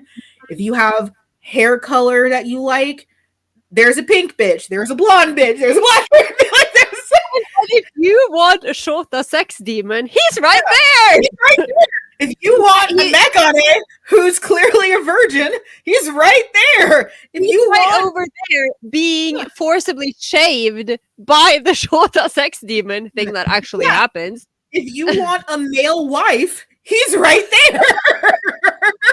And if you want a mentally unstable, emotional wreck of a boy with shark teeth, He's also boy, there. is he there. You know, I think Free reminded me so much of, like, I don't, do you guys have like bulk stores in, that sounded really, you know what, do you know, like where you go in, like everything's like in like big containers Like and vats and you weigh things out? Yeah. I mean, we did. There Okay. probably are places you can go, but Okay. not near me at the moment. So like in the US, I'm thinking of like Whole Foods or like the fancy markets where it's like, oh, you go up to this machine and it has like oats and you weigh out the amount of oats you want and you can like Oh yeah, mix no, and yeah, match. we have that. Yeah. Yeah, we do You have like that. you bring your own I container. thought you meant No, like, not like Costco. No, not like Costco, but like, you know, my aunts were vegan before it was cool. Like my aunts were vegan in like the wow. early 2000s. So it was That must just have been trauma. hard. It was hard for me. We'd have fundraiser night at Cece's and they'd ask for a plain pizza and bring their own cheese. It was Oh, humiliating. oh no. For me, remember- it was hard for me. I remember the first time I heard about vegans and I genuinely thought it was a joke because it came up on some comedy show. I was watching like a sitcom and Yeah. it was like, oh, yeah, I'm vegan. I don't eat anything that has a shadow. And Yeah. I was a child. So for the longest time, I was like flopping wildly between vegans aren't real, but if Yes. they are, they don't eat anything that has a shadow, which I guess is Yeah. why they're not real because So- they all starved. Yeah. So no, my aunt's veganism that they chose shockingly out of a response to the unhealthy diets that killed my father and their sister. I mean, That okay. That was hard for me. Yeah. But you know, I'm imagining like going to like a bulk bin and like, so one of the things we used to pick out was like granola. And because it was all bulk and it was all priced similarly, you can kind of like, oh, I want mostly the cranberry granola, but I can also pick a little bit of blueberry. That was free. That was free for fangirls. It's like, oh, I want a show to sex demon. Here he is. I want 2 male wives. There they are. I want someone with shark teeth. He's over there. It was an open. I'm fine. I want verse switches. Okay, there's a couple in the back. You could just go in and pick exactly what you wanted off the rack in a very open and non-judgmental space. Yeah. Because we all knew why. So like I'm imagining like it being at a store and we all have like our characters in little like buggies. None of us could judge each other. No. If you have like 3 Makotos and 1 Haru, you couldn't judge the next person who just has a basket of Rens. Why are you gonna call me out like this? No, my basket is full of every single constellation of Rinharu that's possible because Yeah. they had all of that little outfits in Yes, it's in all all of the figures and everything. So I'm just over here like yeah. No, exactly. collecting. No, 100%. But like, we couldn't judge each other on that. We all knew why we No, were there. So it couldn't be this moral superiority contest like Yuri on Ice was, where it's like, oh, they're virtue signaling. Oh, they're doing this, they're doing that. No, we all knew why we no, were there. and we got to remember because I will say this. Mhm. To this day, I am not certain because I actually have not looked into this. I probably should because I would like to know if Kyoani had already determined. I mean, I'm guessing they did because Mhm. when Free first appeared on our timelines on Mhm. Tumblr back in the Mhm. glorious summer or whatever of 2012 or like the winter of 2012, there was something like that. They were, it was just this short. It was a commercial, and we all called it the gay swimming anime. Yeah. But we didn't know what it was a commercial for because there was no Mhm. product in the ad. Right. So I'm assuming that KyoAni had already decided that they were gonna, produce this whole show and release Mhm. it. So in that case, it was like a guerrilla like ad for. I know. Leave me alone. I haven't slept for 3 days, but it was like it was like like it was a It way of was ad. They yeah, were it was early advertising. viral marketing. Yeah, and we didn't know what it was because it didn't have a title, and we just called it the gay swimming anime. And then one day Right. they make the announcement that this is actually going to be a real thing. It's not just some Right. random ass Japanese commercial where we can have cannons about these Mhm. ridiculously beautiful boys. So Mhm. they, from the beginning, like you said, like from the very start, this was fan service. They Yeah. were building, and this is where I don't remember hearing this a lot, but I know it's a saying that appears in a lot of fandom spaces, which is come for the fan service, stay for the plot. And Right. Free was very much like that because, it was one of those things where it was like, yeah, everyone was going to watch it because we all saw that. I mean, I watched that trailer on repeat and I was like, Yeah. losing my mind. I didn't know what it was. I didn't care what it was. It was the most beautiful thing I'd ever seen. Right. And then you start watching it and it's like, I mean, sure, I mean, I cared about the plot, but I was also like, this is a sports anime full of like half naked dudes who are like you say, they're all representing a character type. These are Mhm. like their things, and then all of a sudden, there's a reason why the expression like the term "freels" exist because you Mhm. came there to watch the pretty boys, and then suddenly they're just fucking throwing trauma at you. Like people are almost drowning. People have Right. childhood trauma. And that horrible episode where Nagisa is just going through it. Like, Right. I Like wasn't it ready was for that. right. Stairs and Sarazanmai. Exactly. Like, what the fuck was that? Disassociate and Sarazanmai. But exactly, and I think Sarazanmai is another interesting example of that because I know what got me in was the two dancing cops. I don't know. I saw the words mappa and kappa, and I was like, I'm gonna watch this. And I had no idea what was happening. And suddenly it was Yeah. actually gay. For me, it was Reo and Mabu. Yeah. A peak fan service. I mean, Their little dance and everything like that. That's peak fan service. That's what got me in. And then they are still on my cosplay list for this podcast. I'm just saying. I want to be a sexy otter cop. I do too. Don't we all? Talk Don't we about all? actual gender envy. But Ugh. like And again, the that's what shark teeth. I'm fine. but like that's what lures you in. Mm. But story makes you say, and yes, Free is very much about that. And I want to really hallmark on that judgmental free zone. Uh, yeah, because one thing that shifted a lot in fandom is again, it's that virtue signally social justice warrior aspect to being a fan.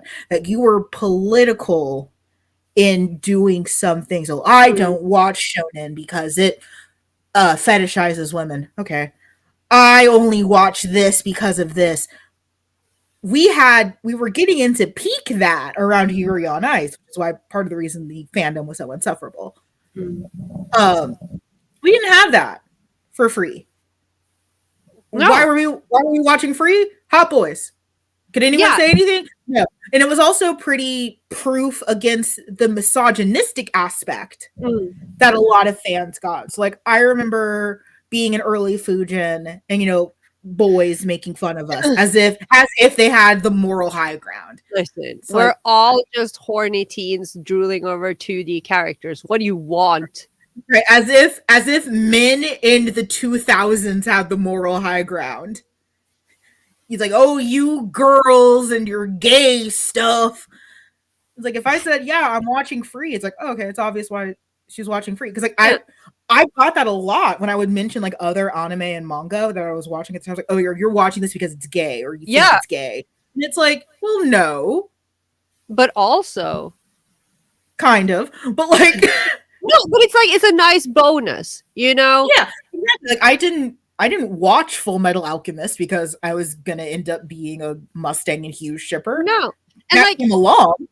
I'm putting a pin because again, I want to talk about how Free is its very own thing, but I have to take a little detour and comparatively, because where I first learned about fan service, I mean, obviously I'd experienced it before because I'd watched anime and stuff, but I wasn't familiar with the term until I got into Visual K.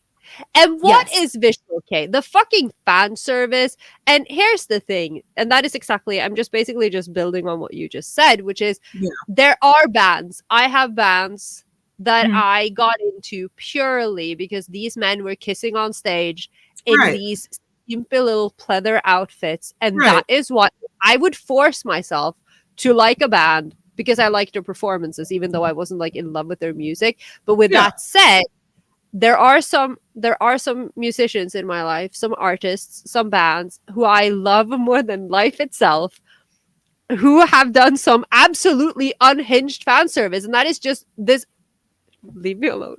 We're not naming any names. I know what you're thinking. And it's like, it's such a great bonus. Yeah. But that's not why I love them. Like, I genuinely love the music. I genuinely, I haven't sold my soul to G because he kisses men. But that's a nice bonus. But like, you can like the broader picture and still appreciate the little bonus gay, is what I'm saying. I think that's interesting you say that because I remember I skipped a lot of like Visual K. I was very much like if I was listening to music from Japan, it was from an anime or manga. Because I was a DJ on Gendo and everything like that. So like I really wasn't listening to like wider J-rock or J-pop. If it was an anime theme, I was all over it. But I did that too. Which is why when I went to see Flow, I don't know anything about Flow, but I know all the Naruto songs, right?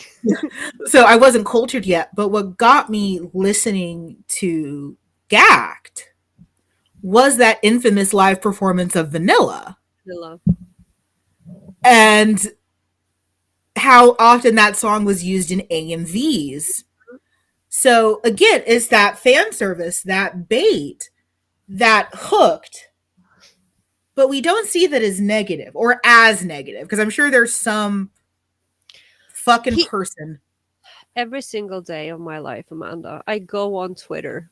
Yes. And someone is hating on him for something absolutely ridiculous. Yeah, I'm sure there's someone. Yeah, which is why I don't like to talk about him because I just can't with the but it's but the fan service in Visual K in particular, like it's done for the same reason, for the same reasons as they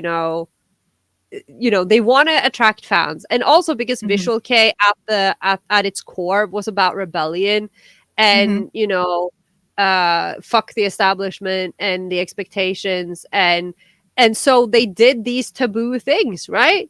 And kissing men apparently is a way of, I mean, this is my kind of rebellion, honestly. Just a cardboard cutout of Kurt Cobain slowly entering the frame. him in his dresses and painted nails. But it's But, like, yeah, but but no, you you're know, 100% right. And I think Free being yeah. apolitical at a time where you could still be apolitical was such, like, I can't think of fandom that way anymore. Like, I can't approach fandom as this non-political entity No. anymore.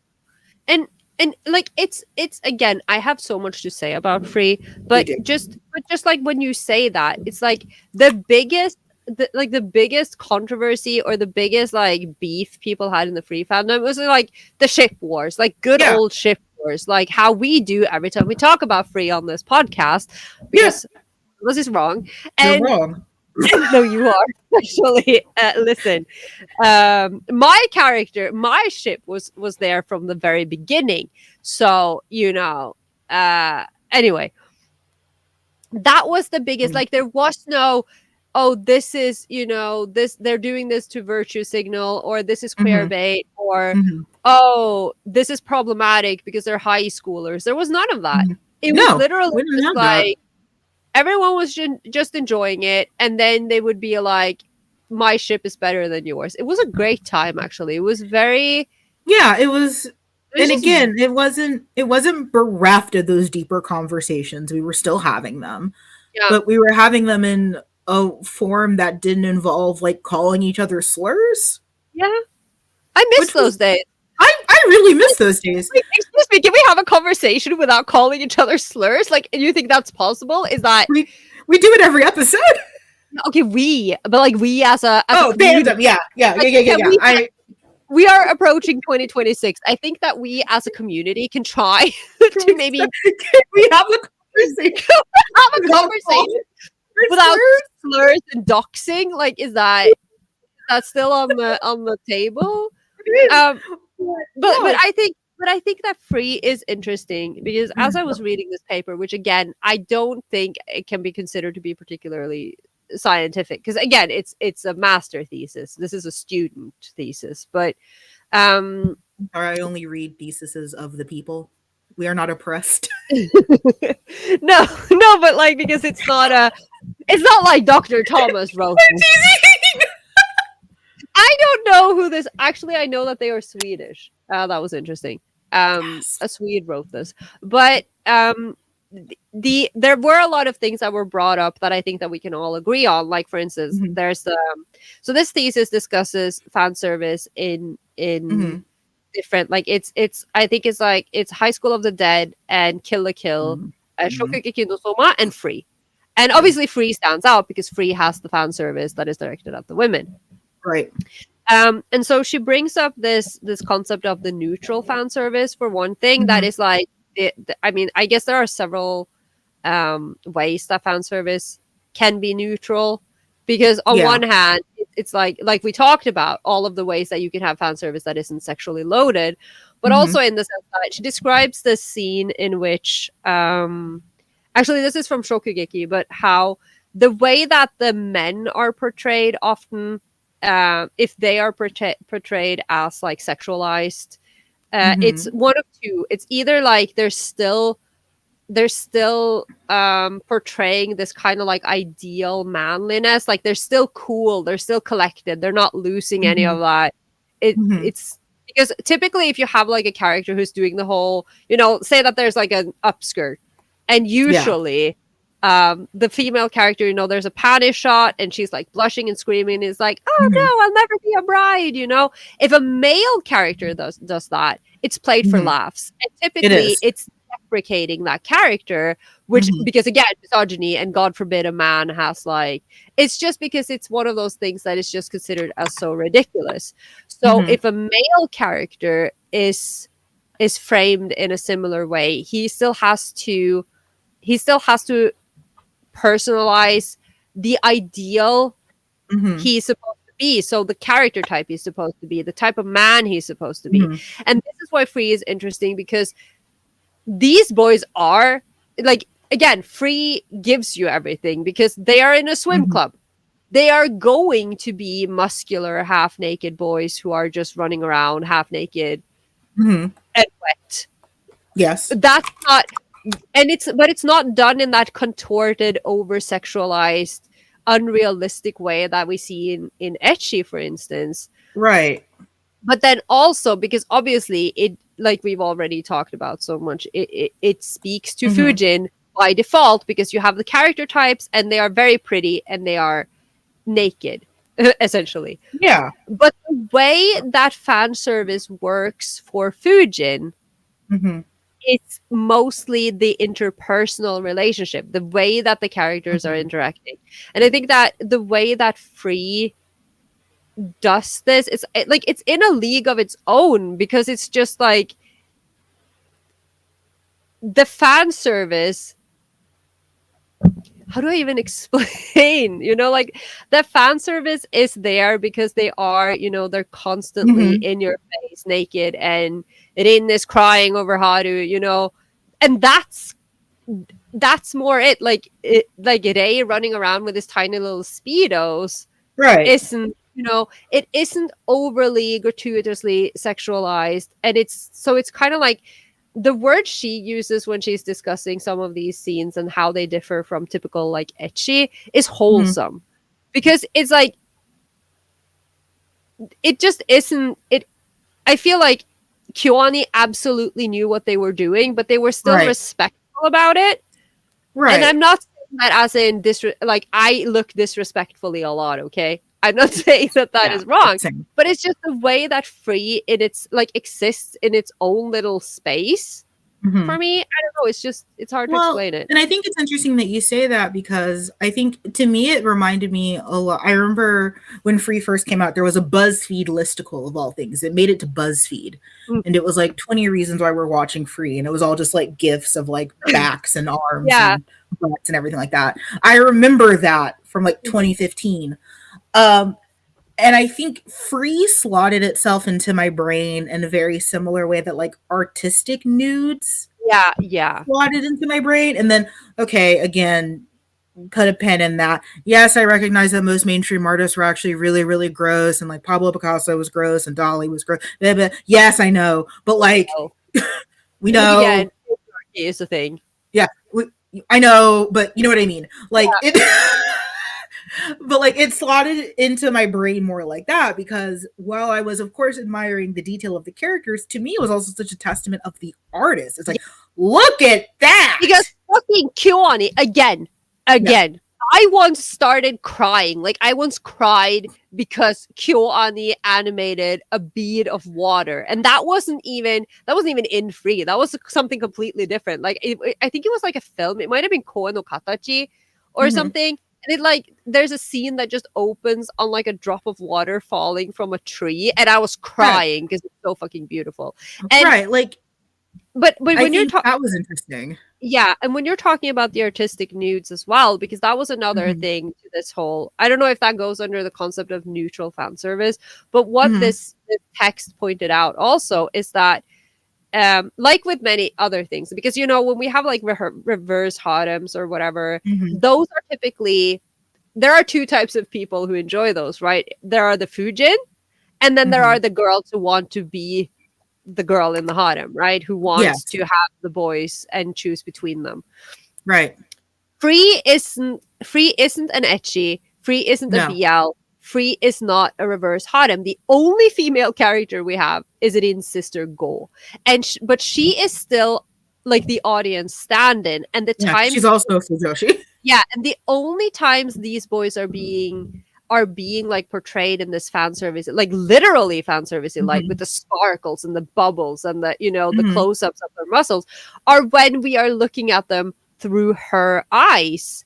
Right. And in this text, this is used as a type of neutral fan service, because there's a scene where she's like zoning in on Haru's muscles, and he isn't even aware that he's looking at her. He's being objectified and sexualized, yes, but Hmm. not in the way that we typically see with a lot of fan service, because he's just Right. hanging out by the pool, and Yeah. she is projecting onto us, but he isn't. It's almost like he isn't the focus of it. Yeah. It's very Um, interesting how they do it. I put a note in our outline to talk about in the live male versus female gaze Mhm. because I think that's another big aspect to talk about when we discuss fan service like this. Because like I remember dealing with this with like comic book movies, where Yeah. it's like I felt a certain grossness when things happened in male directed movies versus not feeling it in female directed movies, or even, as much as I say the Vernon Doctrine, like there are things that Ryan Coogler as a director can do that like Tyler Perry can't. You know, Um, not to take away yes. from all the good stuff you just said, but it's just that when the way you open that, there's a certain grossness. Sounds like the opening of some novel. Like it's just like one of the. It's like there's a certain grossness about, There, and then there's. I remember being young and like watching like Zack Snyder movies. Like I remember watching 300. Mm, And I had read 300 a little bit. I knew about the story of the Battle of Thermopylae because I was a classics major kid. But like when you don't have language to describe that grossness, but that feeling is there. Like there's a scene in 300 where one of the Persian emissaries, he's darker, of course, than all the Greeks, and he eventually just turns black, and then the screen fades to black, and all he is a pair of eyes and like a sinister smile. mm, Right. I didn't have language for that when I was younger, but I sure knew I didn't like the way it felt. yeah. I think you get a similar thing with male and female gaze, where again, these are terms that have lost the plot at this point, Yeah. which is why I want to save it for the live Yeah. so I can do a little bit more research. Yeah. Same. I need to like read up Um, but and yeah, try to like you're sort the mess that is my brain. yeah, but you're recalling a lot of conversations that we've had about like male and female gaze, where like there are things that female directors can do that are just as exploitative, just as bad, just as raunchy as male directors, but because of that lens, physical and Mm. metaphorical, it's different. Um, God, we're fascinating sometimes. Really? I think what is interesting the most to me about the conversation of queer bait and fan service is when we do get to like actual BL and queer media. Because I remember seeing flashes of this when we were talking about like the summer Hikaru died. Mm. And it'd be like, oh, well, this isn't BL. So it doesn't represent us. Well, that doesn't make it any. I mean, go on. I will make my comment later. Or that being a tool of derision, because there is one unwashed motherfucker who has said that the summer Hikaru died is queer bait. I haven't met them, but I know that they're there. Oh yeah, no, they exist. And I think that's so interesting is that queer bait BL is almost inoculated against it, except for I think where we felt it was our early BLs when it was actually like a topic of discussion, because the thing that comes to mind is gravitation. Where originally the idea of Suichi being gay is played up for the sake of Fan making service. money. Yeah, but yeah, and Shuichi and Hiro literally using literal fan service Mm-hmm. to get other people to do their chores at school so they can run off and play Right. music. Like they are willing, and Shuichi at that point obviously doesn't know that he's queer. Poor Yeah. child. Poor thing. Mm. But yeah, like I think it's so interesting when we think about BL when it comes to fan service and to queer baiting, is because I think one of the reasons why so many fans now are kind of inoculated against it is because we had the next step, which is fan works. Mm. I think that line of demarcation of how you feel about queer bait, really, I think you can parlay with how do you feel about fan works. Because, so like, again, if we're talking about Bakudeku, which I don't want to talk about, there was part that wasn't disappointed that Izuku didn't marry Bakugo. I wasn't looking for that. But But if yes, as a side note to that, if they did get married, you'd get a whole slew of people being like, this is the most toxic relationship ever. He used to bully him. They can't be married. So you can't win. yeah, you can't win either way. Uh, yeah, Izuku was gaslit into marrying his abuser. Oh, and then he has to like take all the Valiums and make the what is that thing? The gelatine and No. that you like to talk about. I forget what it's called. But like I wasn't disappointed in that. But also because there's 1,000,005 fan works Yeah. that do that, if not as good, sometimes better. And see, Mm, here's the thing. yes. I'm not sure what I'm about to say. It's like I feel like I'm about to tell a lie, I but won't let you. I wasn't. I mean, yes, I was. I was, but I wasn't. When Naruto ended, the way Yes. that it did, when fucking chapter 700 was published, Mm-hmm. like, I'm not gonna say. I mean, I wasn't. I wasn't surprised. In a Yeah. way, I was because again, my money had been on them both dying and everything being Mm-hmm. horrible forever. But like I didn't. I think that I knew, like I kind of knew that they Mm-hmm. weren't going to take that plunge. Although I Of think course. at that point, I'm like, why the fuck not? Like the series is over. You've already done all of this other gay stuff. You're not going to lose any money by having them end up together in the final chapter. Like you're not like that's not going to cost you anything, Kishi. But of course, we also know that he was basically coerced into making them more money. And chapter 700 is just a setup for a sequel that no one Mm-hmm. wants to acknowledge. So, but like, yeah, I was disappointed because it's Right. just dumb because it doesn't make any sense. Like some of the Mm-hmm. choices they made were really stupid. And that's not necessarily just because Sasuke and Naruto doesn't end up together in chapter 700, but also Mm-hmm. because some of these choices are just like, hmm, I mean, Right. Exactly. but I think but I that's also where it's didn't powerful. yeah, but I also didn't expect them to actually run the line to the end and just like let them be with each other. Right. Exactly. I Like wished they did. I think that's the media literacy part that we're trying to get at, where it's frustrating sometimes with younger fans that it's like no, was I expecting Supernatural to end with a gay wedding between a human and an angel? No. But No, he I didn't have wasn't. to go to mega hell. Like that's Yeah, the thing.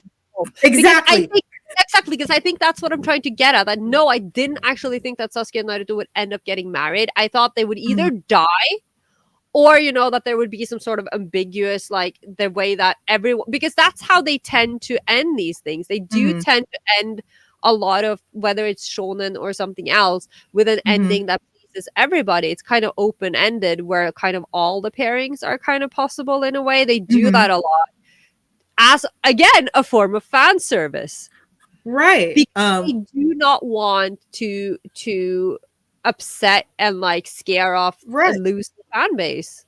Right. Which, again, we can talk about with free. I'm going to put that in the outline to talk about in the live because we've been here for almost 2 hours. Yeah, Uh, I'm so but hungry. I am too. But I think it's interesting that in so many ways, because so much of BL and Yaoi fandom is rooted in fan works, we're usually pretty inoculated against it Mm, because one, we do have that skepticism to be like, okay, are you making this gay because money, or are you actually trying to tell a story? And also because, well, joke's on you, I can just make it gay. Like, I'm certain that when Death Note was being written, no one fucking thought that I would make an empire based on Matt and Mello. But I did. yeah, because that's what we do. That's what we do. That's what fan works do. That's Mm, why queer media analysis is important. yeah. And I also Um, and I also yes. think that in terms of like just in terms of like BL in general, because again, we did say it at the top of the show, but I mean, most of this relates to stuff that is BL adjacent. Like the Summer Mhm. He Got Died is BL Yes. adjacent. It's literally, it is um a metaphor for Mhm. the horrors of being a queer youth in a small town with no out, Mhm. essentially, right? But it isn't a BL, but it's No. but it's still queer, but it has all of these other aspects to it, right? So but then you have stuff like we talked about, because I wouldn't say that the Summer He Got Died has a lot of fan service, because it's mostly just poorly hidden subtext and angst. That's what that is. But a lot of these things that we've talked about are things that are BL Mhm. adjacent in other ways, because the demographic it's geared towards, or the way that they use fan service, Mhm. the way that the fans have embraced and queered the shows. But even Mhm. within BL, like we talked about, there are multiple types of fan service. So even if because you don't necessarily do the whole queer fan service thing, like what's the point in teasing at gay in a gay manga, right? So then Right. they will do other types of fan service with the funny bonus stories, or like Mhm. the sometimes they do like little AU things, or Right. or in some cases they make their own dojins and do whatever the hell they want. Right. Right. That Like fan service becomes such an interesting word when it comes to canon gay series, because like that was how I came to understand fan service in the more traditional way, like you described, where it's like, I just want to put these characters in maid costumes. Yeah, Why? Because I right. can. Again, and it's one of the best things, right? Is like they'll Mhm. be like, "Oh, did you see this new illustration? They drew these two characters in." Right. Or like something that is being talked about so much right now, which is I finally got my hands on it. I'm waiting for it to be shipped, but I got the J Garden 58 Mhm. given backstage dojin, which is one of these official dojins where Natsuki Mhm. Kizu has literally drawn Uenoyama and Mafu having sex, Mhm. which apparently we don't see in the manga. I don't know, because I just hoard my manga. I don't actually read it, even though Given is complete. The point is, this is an explicit dojin Right. made by the creator that is canon, because well, she said so. But Yeah. but that is also another form of fan service. This is a dojin that was made specifically for a fan event Right. that you can really only get your hands on if you went there, if you knew someone who Mhm. went there, or if you pay resellers on the internet, which is what I did. And that's kind of how you get the fan service in Right. the actual BL spaces. Right. And then again, tying it back to like what we do as Mm. fans, like one could argue that a lot of my fan fiction is fan service. It's Yeah, taking these things that you can very easily read as queer if you're looking yeah. for it, but aren't necessarily queer, and then running with it. Like so many of the ideas that I get for fan fiction are purely on self-indulgent whim. It's my Mhm. favorite tags on AO3, the writer's barely disguised fetish. Yeah. And one of those times where communities are still good, Mhm. actually, is when you see people like I'm in these, not that I ever check Discord, but I am in these Discord servers, and like Yes. I'm in at least like 3 Kid Push servers, right? And Mhm. occasionally people, when people are like feeding each other, and it's become like a self-sustaining thing Yeah. where the characters and the story lives on in the fandom, and then Right. you are providing fan service to other fans by Right. saying, oh, what if I drew this, or what if I wrote this, and then someone's like, oh, do it, and they're enabling you, and then something new comes from that. That is also a form of fan service. Right. Like I get to do that a lot on my smut Twitter Yeah. where it's like, oh, it's me and these other mutual writers and artists who are in these at times very niche. It feels like two people are in this fandom, but it's really not. Or you refuse to engage with the larger fandom. Has been hotel. Sorry, I had I, something right I don't know. here. I just like being a loner and just observing other fans, because I I find myself missing a lot of old fandom, but because I know I can never get it back, mm, I'm okay with being a loner. But also that's why I made this podcast, is so that I could create pockets of that old fandom yeah, experience. yeah, That's why Because I'm here. yeah, that's why Corolla's here. Because I really miss it, but I also like I'm not willing to reconquista newer spaces into that. Hmm. I'm not going to convince a bunch of Twitter puritans to look critically at Devilman Crybaby. I'm not going to do that. No. That's not where my evangelism lies. Yeah, no, I also don't think, honestly, that's something you need to use your limited energy on. It is. It is not. It's not. But I think two things to come out of this. Mm. One, why do we keep falling for it? And I struggle with the word falling for it because it feeds into this like idea of the delusional fangirl Mm. that we're grasping at straws, that if two male characters exist on the same molecular level, we just automatically ship them. It You know, like they're magnets.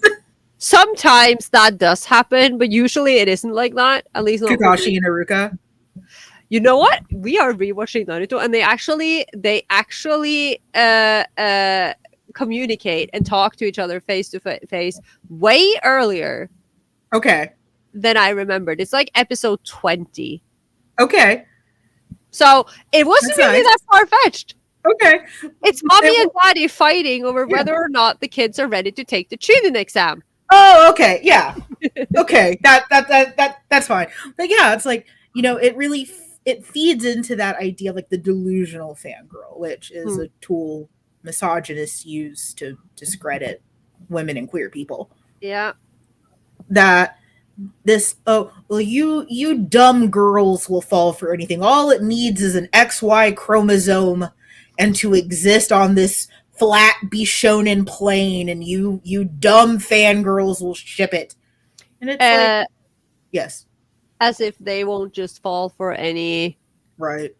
like that. Okay, there's a big-breasted waifu over there, and Yeah, there's a woman breasting boobily. yeah, right.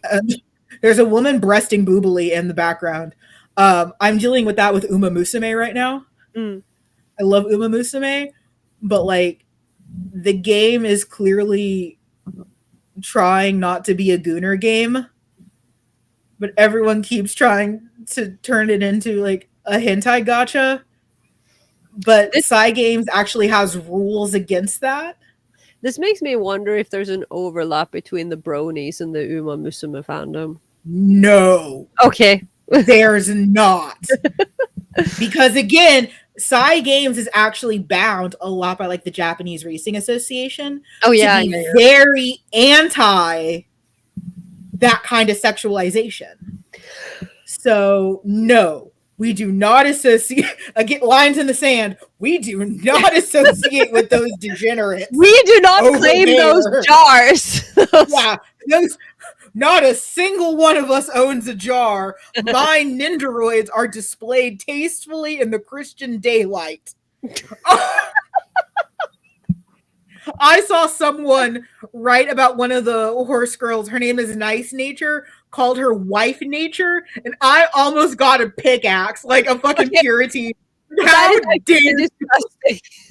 But that is actually disgusting. That is like, did you just poor horse girl into a trad wife? Like, fuck off. I was so mad. It's like, oh yeah, more like wife nature, and it's like torch, pitchfork. I'm coming for you, nerd.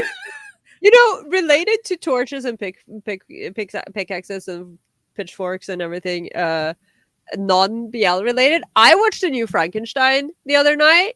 Yeah. Why is the creature so pretty? Amanda, I'm having feelings. I think He's we're so supposed pretty. to. Yeah, I know, because I love Frankenstein, the novel. Yeah, I think we're supposed to. Yeah, but I just didn't, because in the novel they make such a big, Mary Shelley makes such a big deal out of Victor Frankenstein collecting all of the the most perfect body parts to create the perfect creature with the prettiest body parts. And then he doesn't consider the fact that when you stitch a bunch of like dead body parts together, no matter how good looking they are, It's not gonna look good. No, and then then Guillermo del Toro is out there just like, okay, but I just made something really beautiful. And I'm like, that is not correct, but also, I will take it. I mean, Mary Shelley also lost her virginity on her mother's grave, so like I'm not really gonna trust her when it comes to moral standings. And also, it's 1813 science, so whatever. And she But was friends with Lord Byron. friends, I think, is a strong. Oh my god! And the best part was the fact that at the end of the film, after the film ends and the end credits start rolling, there's a fucking quote by Lord Byron, and I'm like, what? You at the end of the day, you can tell that I'm an English major because I am here to slander. We just did an episode on that for my literature show where we just slander Lord Byron for several Oh, minutes. fun. But that there's why do we keep falling for it? I think one, it's this representational trap.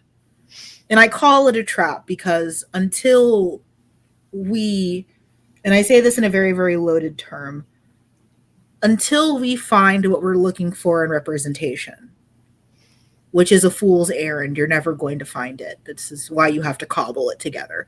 But I think until we find the representation that we're looking for,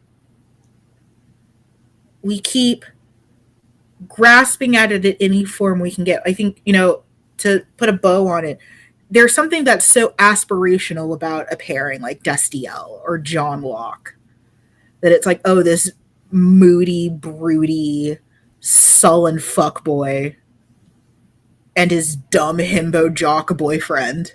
Correct. I don't go to any of those, but that combo is still yes. Yeah, it's a peak. We could see that in ourselves. We could, again, when we were having formative thoughts, when we were in high school, we could see that for ourselves. But we could see, yes. But also, just to completely unravel the bow you just tied, some of us are simpletons. I am a simple person. And like, yes to everything you just said, but most of the time for me, it's like literally just, I am very simple. I see a character type I like and another character type I like, and and I will ship it because I don't know how to not do it. Well, we're also not talking about us. No, I know. We're also no, but I just want to point out, because this is one of those things that I say in when I do my BL history talk and everything at cons. Yes. But the representation and the bigger picture is so important. But if you are reading and enjoying BL, fan service or whatever, just for the fun of it, that is also okay.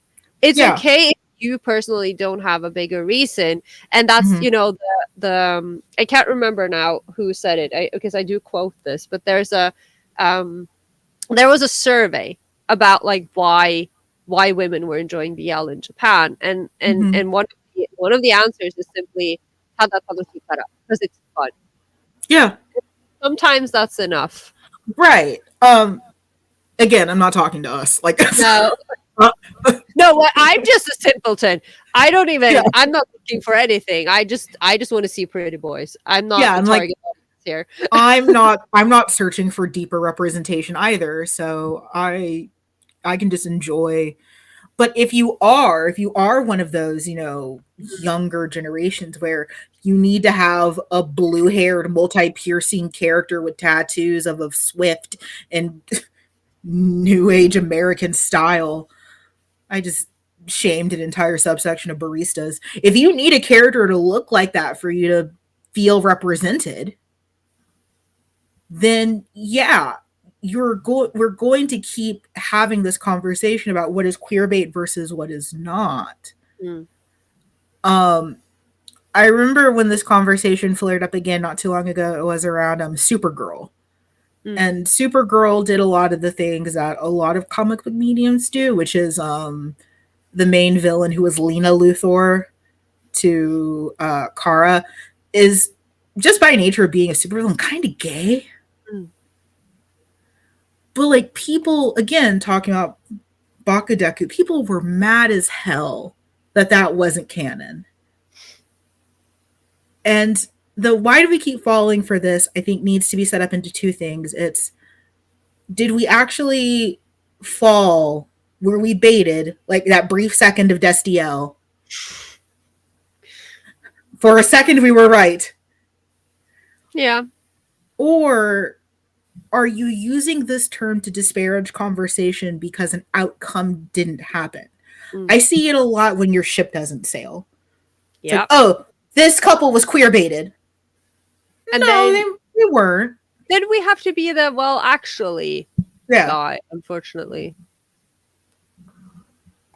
Yeah, and that's a hard place to be, especially in queer fandom spaces where really we should all be working together to fight against the bigger threats against us, like the fact that the Supreme Court is very much setting up to rule against marriage equality and interracial marriage all in one fell swoop in 2025.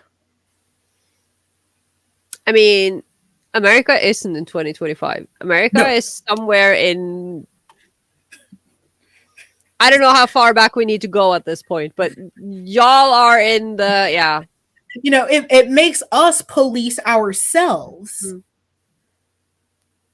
instead of coming together and saying there are bigger existential threats. We spend our time fighting in video essays and on Tumblr and Blue Sky rather than doing a class consciousness. And again, I say we, not us. We, royal we. I'm going to save our favorite question, which is this fetishizing gay men? Because I saw the light leave Carola's eyes. Yeah, I was like, oh, did we skip it? I'm looking at the outline. I'm like, oh, did we skip our favorite question? You're saving it for the live, for the discussion? I'm saving it just because, again, being more charitable than I probably deserve to be, I think that there is a conversation to be had around, like, chasers. Because there are people, usually outside the queer community, that like masquerading and making play as queer or queer adjacent. And then bring with them some heavy reductive politics. Like, I think that there is, for a certain subsect of cishet woman, an examination that needs to be had over some of the gay porn they ingest. Some. So again, this is not a broad statement. This is not all women are this. It's, I do think that there is a conversation to be had. 2 hours and 15 minutes into this episode is not when to have it. Yeah, no, I don't think so. We're both hungry and tired. We're both so tired. And the light is quickly fading from our eyes. But I think we had one of our best episodes yet. I think this was very good. This was phenomenal. I always leave this podcast so energized. And I say that as if I'm not going to immediately put on my bonnet and take a nap. Right. I have been...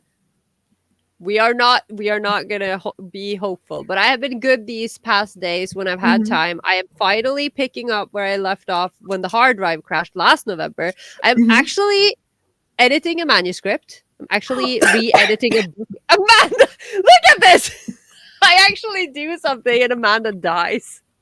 But yeah, so I am going to try. I'm going to try to get some editing done when we are finished. But first, I'm going to eat and watch another episode of my dumb 911 show. I was so taken aback. I was so taken aback by you actually working that I nearly died. I know, but I need you to know that I spent like 3 days eating all my editing snacks and staring at the manuscript while cringing so violently inside. I thought it was going to kill me. But I got over the hurdle of like the part that I was really dreading. So now it's kind of like, but it does take forever. I reached a part of my Batcest fic where I realized I blitzed a certain part because I'm really trying to wrap up the setup. and I did some unforgivable OOC things, and it's bothering me. But because I did unforgivable OOC, now I don't want to write anymore. It's just like Uma Musume. One day of training goes bad, and suddenly I don't want to be in the race anymore. I mean, what a great approach to life, right? It's like, I don't know how to do this. I quit. I'm done. I don't like this. If you want to listen to me talk about Uma Musume more, join us in Discord where I talk about my favorite grass daughter, who is a goody cap. Also, the existential nightmare of being an Uma Musume fan, because a lot of the horses that they made into horse anime girls are from like a very specific generation of horse racing, and they're all dead. Or they died like tragic, horrible deaths. And people are so mean. There was this horse called TM Opera O, who was one of my favorite horse girls. People hated this horse so much that when he was on the track, people would throw things at him. And right before his retirement, folks broke into the stables and cut off his mane. Okay, listen. Because, yes.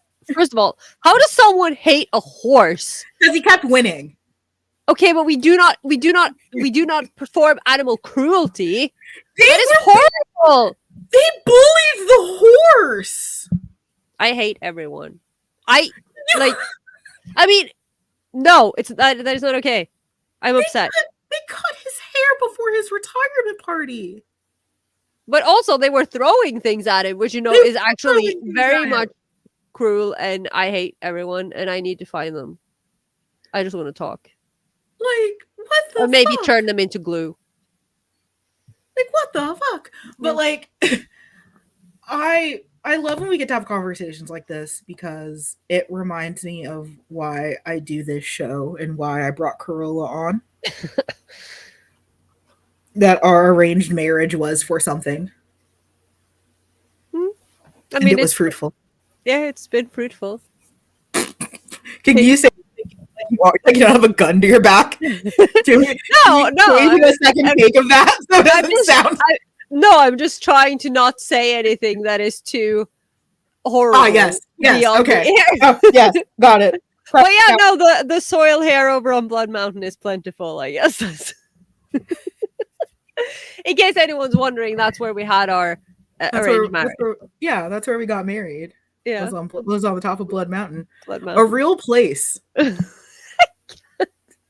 A real place in Georgia, of all things. I fucking love, I love that you just wake up one day and it's like, I'm gonna name this hair mountain Blood Mountain. I'm like, that is the fact that it was named Blood Mountain before the serial killings is what bothers me. Like, that's my problem. It wasn't called Blood Mountain because of the serial killers. It was called Blood Mountain. Well, okay, no, it was called Blood Mountain because there was a bloody battle between two native tribes. Oh, so it's okay. So it's just racially insensitive then. Yes. So we are not having this conversation. Yeah. So it was the site of inter-tribe violence, probably because settlers were doing some shit. Just gonna go ahead and say that. I don't mean to take away the agency of indigenous people, but I'm just gonna go ahead and say it was probably because of some settler shit. And then someone did a bunch of serial killing on it. Yeah. Okay, there's a vineyard at the base of Blood Mountain. Oh, another one for your books, eh? That's where we had that's where we had the reception party. Was at the vineyard at the base of Blood Mountain. But I love this podcast so much. Carola, end of the year's coming up, right? Yes, unfortunately. I love that you had to think about that for a second. No, I just didn't know how to respond to it. We do have an episode coming out in December. We're still working on some stuff, but we are. Stay tuned for that announcement. We're both very excited. We have a thing. Yes, we have a thing. Yes, there's a thing coming, so just pay attention. Yeah, that sounds so fucking ominous. It's almost my favorite time of year, which is I love the Christmas time because so much of Christmas stuff feels like a thinly veiled threat. Clearly, we have a very different. Yeah, we're very different about Christmas. Chris. I mean, yes, I have like the sad orphan part of Christmas, but also like Oh, I how like that nice! so how How nice! The thinly veiled threat on one side, and the sad orphan in a corner over there. it was my dad's favorite holiday. Where do the threats come in? Oh, like a lot of Christmas music, like Baby It's Cold Outside Oh yeah. just feels like a dubcon PSA. And also, again, I just want to know what Yes. the fuck is up with Carol of the Bells, and why is it the most horrifying song ever made? Why is it so Oh, scary? I love Carol of the Bells. It is terrifying. I don't like it.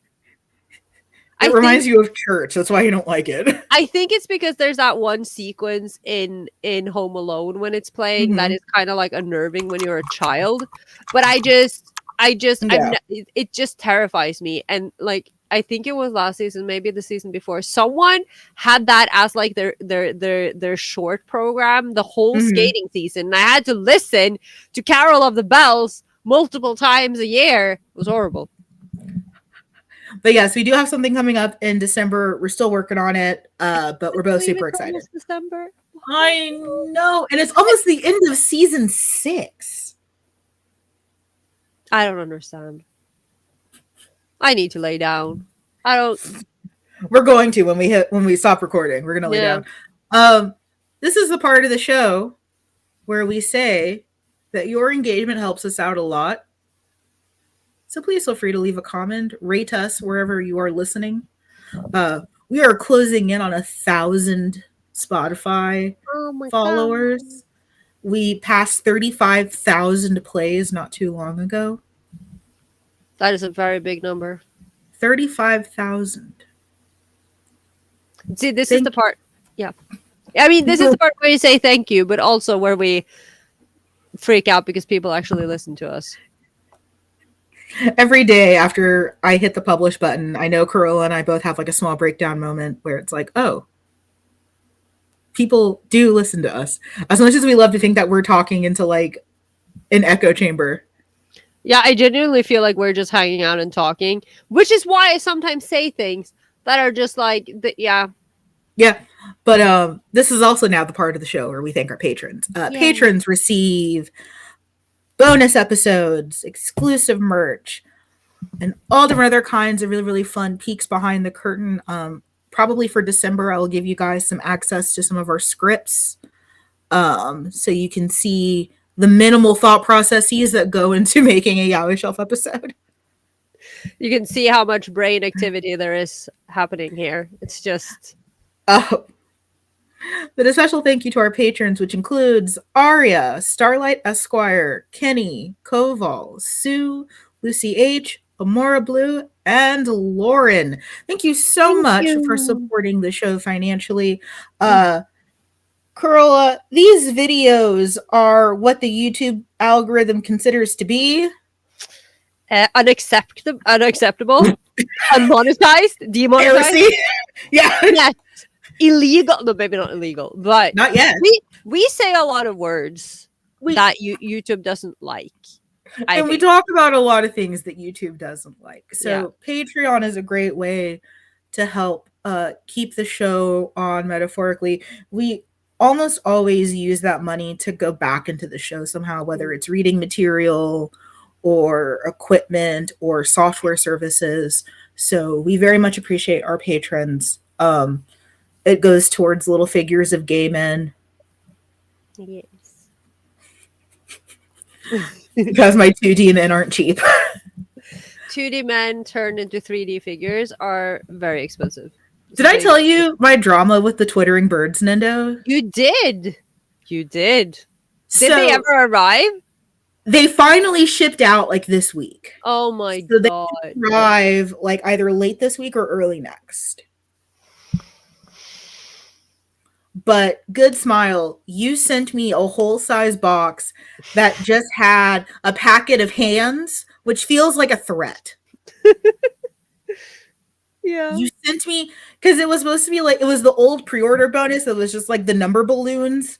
So they literally sent me a good sized box that had one packet of hands. That's a threat to a figure collector. Why did you just give me hands? Well, imagine though if it was one of your horse girls. It's just like a horse head, a tiny horse head in a box. That is a threat. Like fucking Godfather. It's just... See, and I keep all the extra heads. This is where figure collecting and serial killing sound very similar. Yeah. I keep all the extra parts in little drawers like this one. So I just have drawers of arms and heads. And I was just before we started recording, I was telling Amanda about how I bought one of those little. It's basically like a little case to keep screws and nails and like building stuff, but it's perfect because it has the little compartments and you can move the walls around. So I decided to buy one of those to put all my spare Nendo parts in, and I put everything in this, and it's like a little suitcase, so it doesn't take up a lot of space. And I'm so happy, and all of the compartments are marked with the number and the name of the Nendo and whatever spare parts they have that aren't in the box. And then a week later, I find a hand on the floor. And I don't know whose hand this is. And I'm scared. Just me dragging all of my Nendo pieces. I try to group them by series. Yeah, I did that too. Please don't look at my Nendo storage. But good smile. Why did you threaten my gay boys by just sending me hands? But yes, that's a hate crime actually. But the actual gay boys are on the way. I'm very excited to see them. Thank you guys so much for being here. Thank you for hanging out. We say this every episode, and like I say this all the time in Discord. I am literally the luckiest man alive that I have to hang out with one of my best friends like 3 times a month. And she can't run away from it because otherwise she would. I was telling Amanda earlier today that if she ever sends me the studio link and I don't enter the studio, I'm probably dead. And she got all threatening and said she was going to fly here immediately. Okay. No, you're not going to frame me as the bad guy. I said I'm flying over there immediately because I know you have died. I can tell the difference between when you're ignoring me and when something's wrong. I mean, to be fair, I might not be dead. I might just be stuck somewhere. On Blood Mountain. Yeah, the Norwegian Blood Mountain. I don't know. I'm going to have to do some research. But thank you guys so much for listening. I love this show so much. It's a good show. I think it's a good show. I'm allowed to say that. You are. We will see you in the next episode. But most importantly, we will see you in our live stream at the end of this month. Yes. Please join. Please join us. We'll see you then. Bye. Bye.